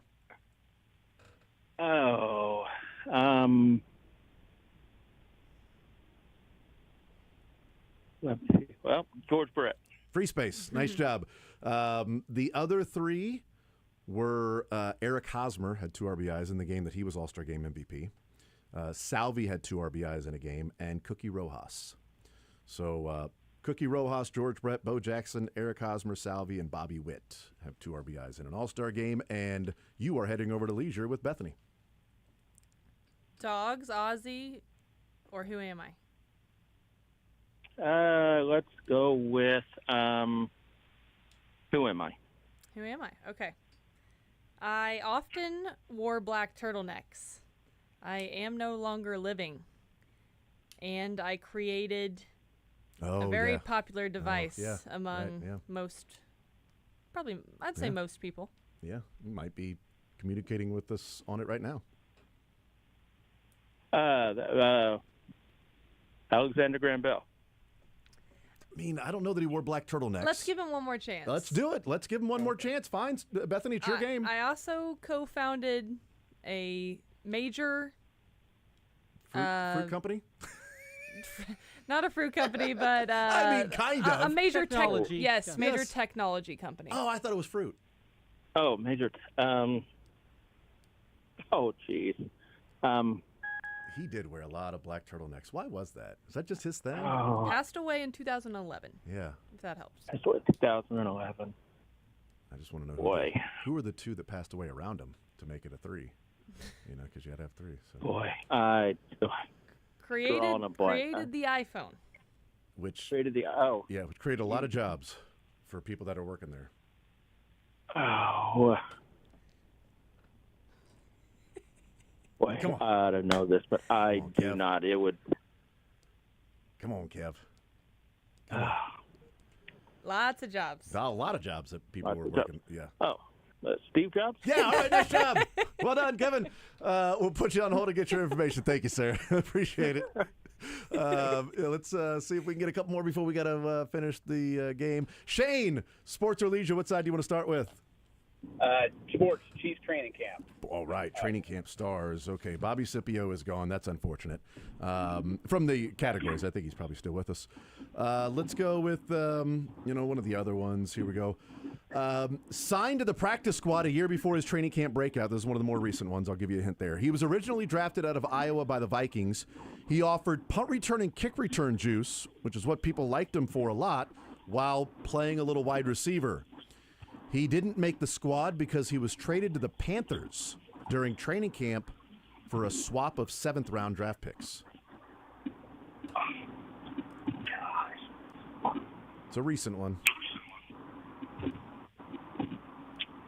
And then he went, and I think he had a kick return touchdown for the Panthers, like in the first 3 weeks of the season, maybe even like a receiving touchdown too. People are like, why did you trade him? It's going to cost you the Super Bowl. Nobody said that.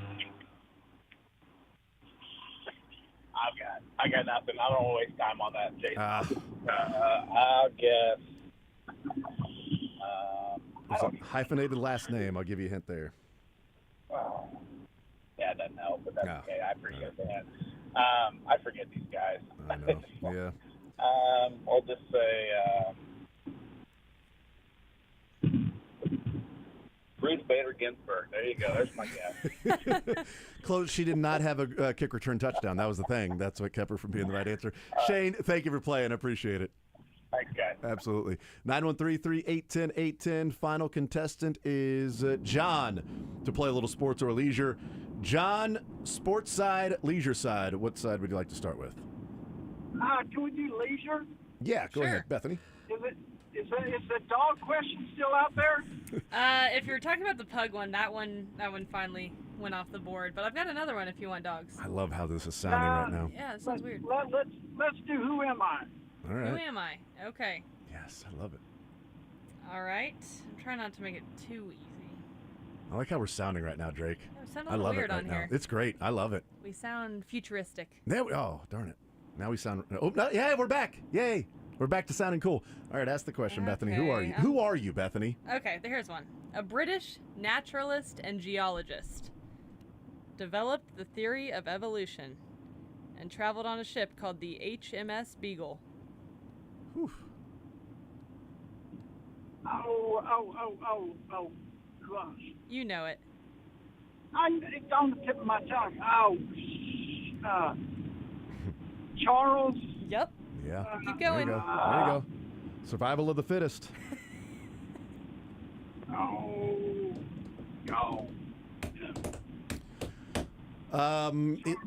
This guy also. Darwin. Yeah, nice job. Well, Good job. You know what? I was gonna give him a hint with Darwin Thompson for the with the Chiefs. I was gonna go that route.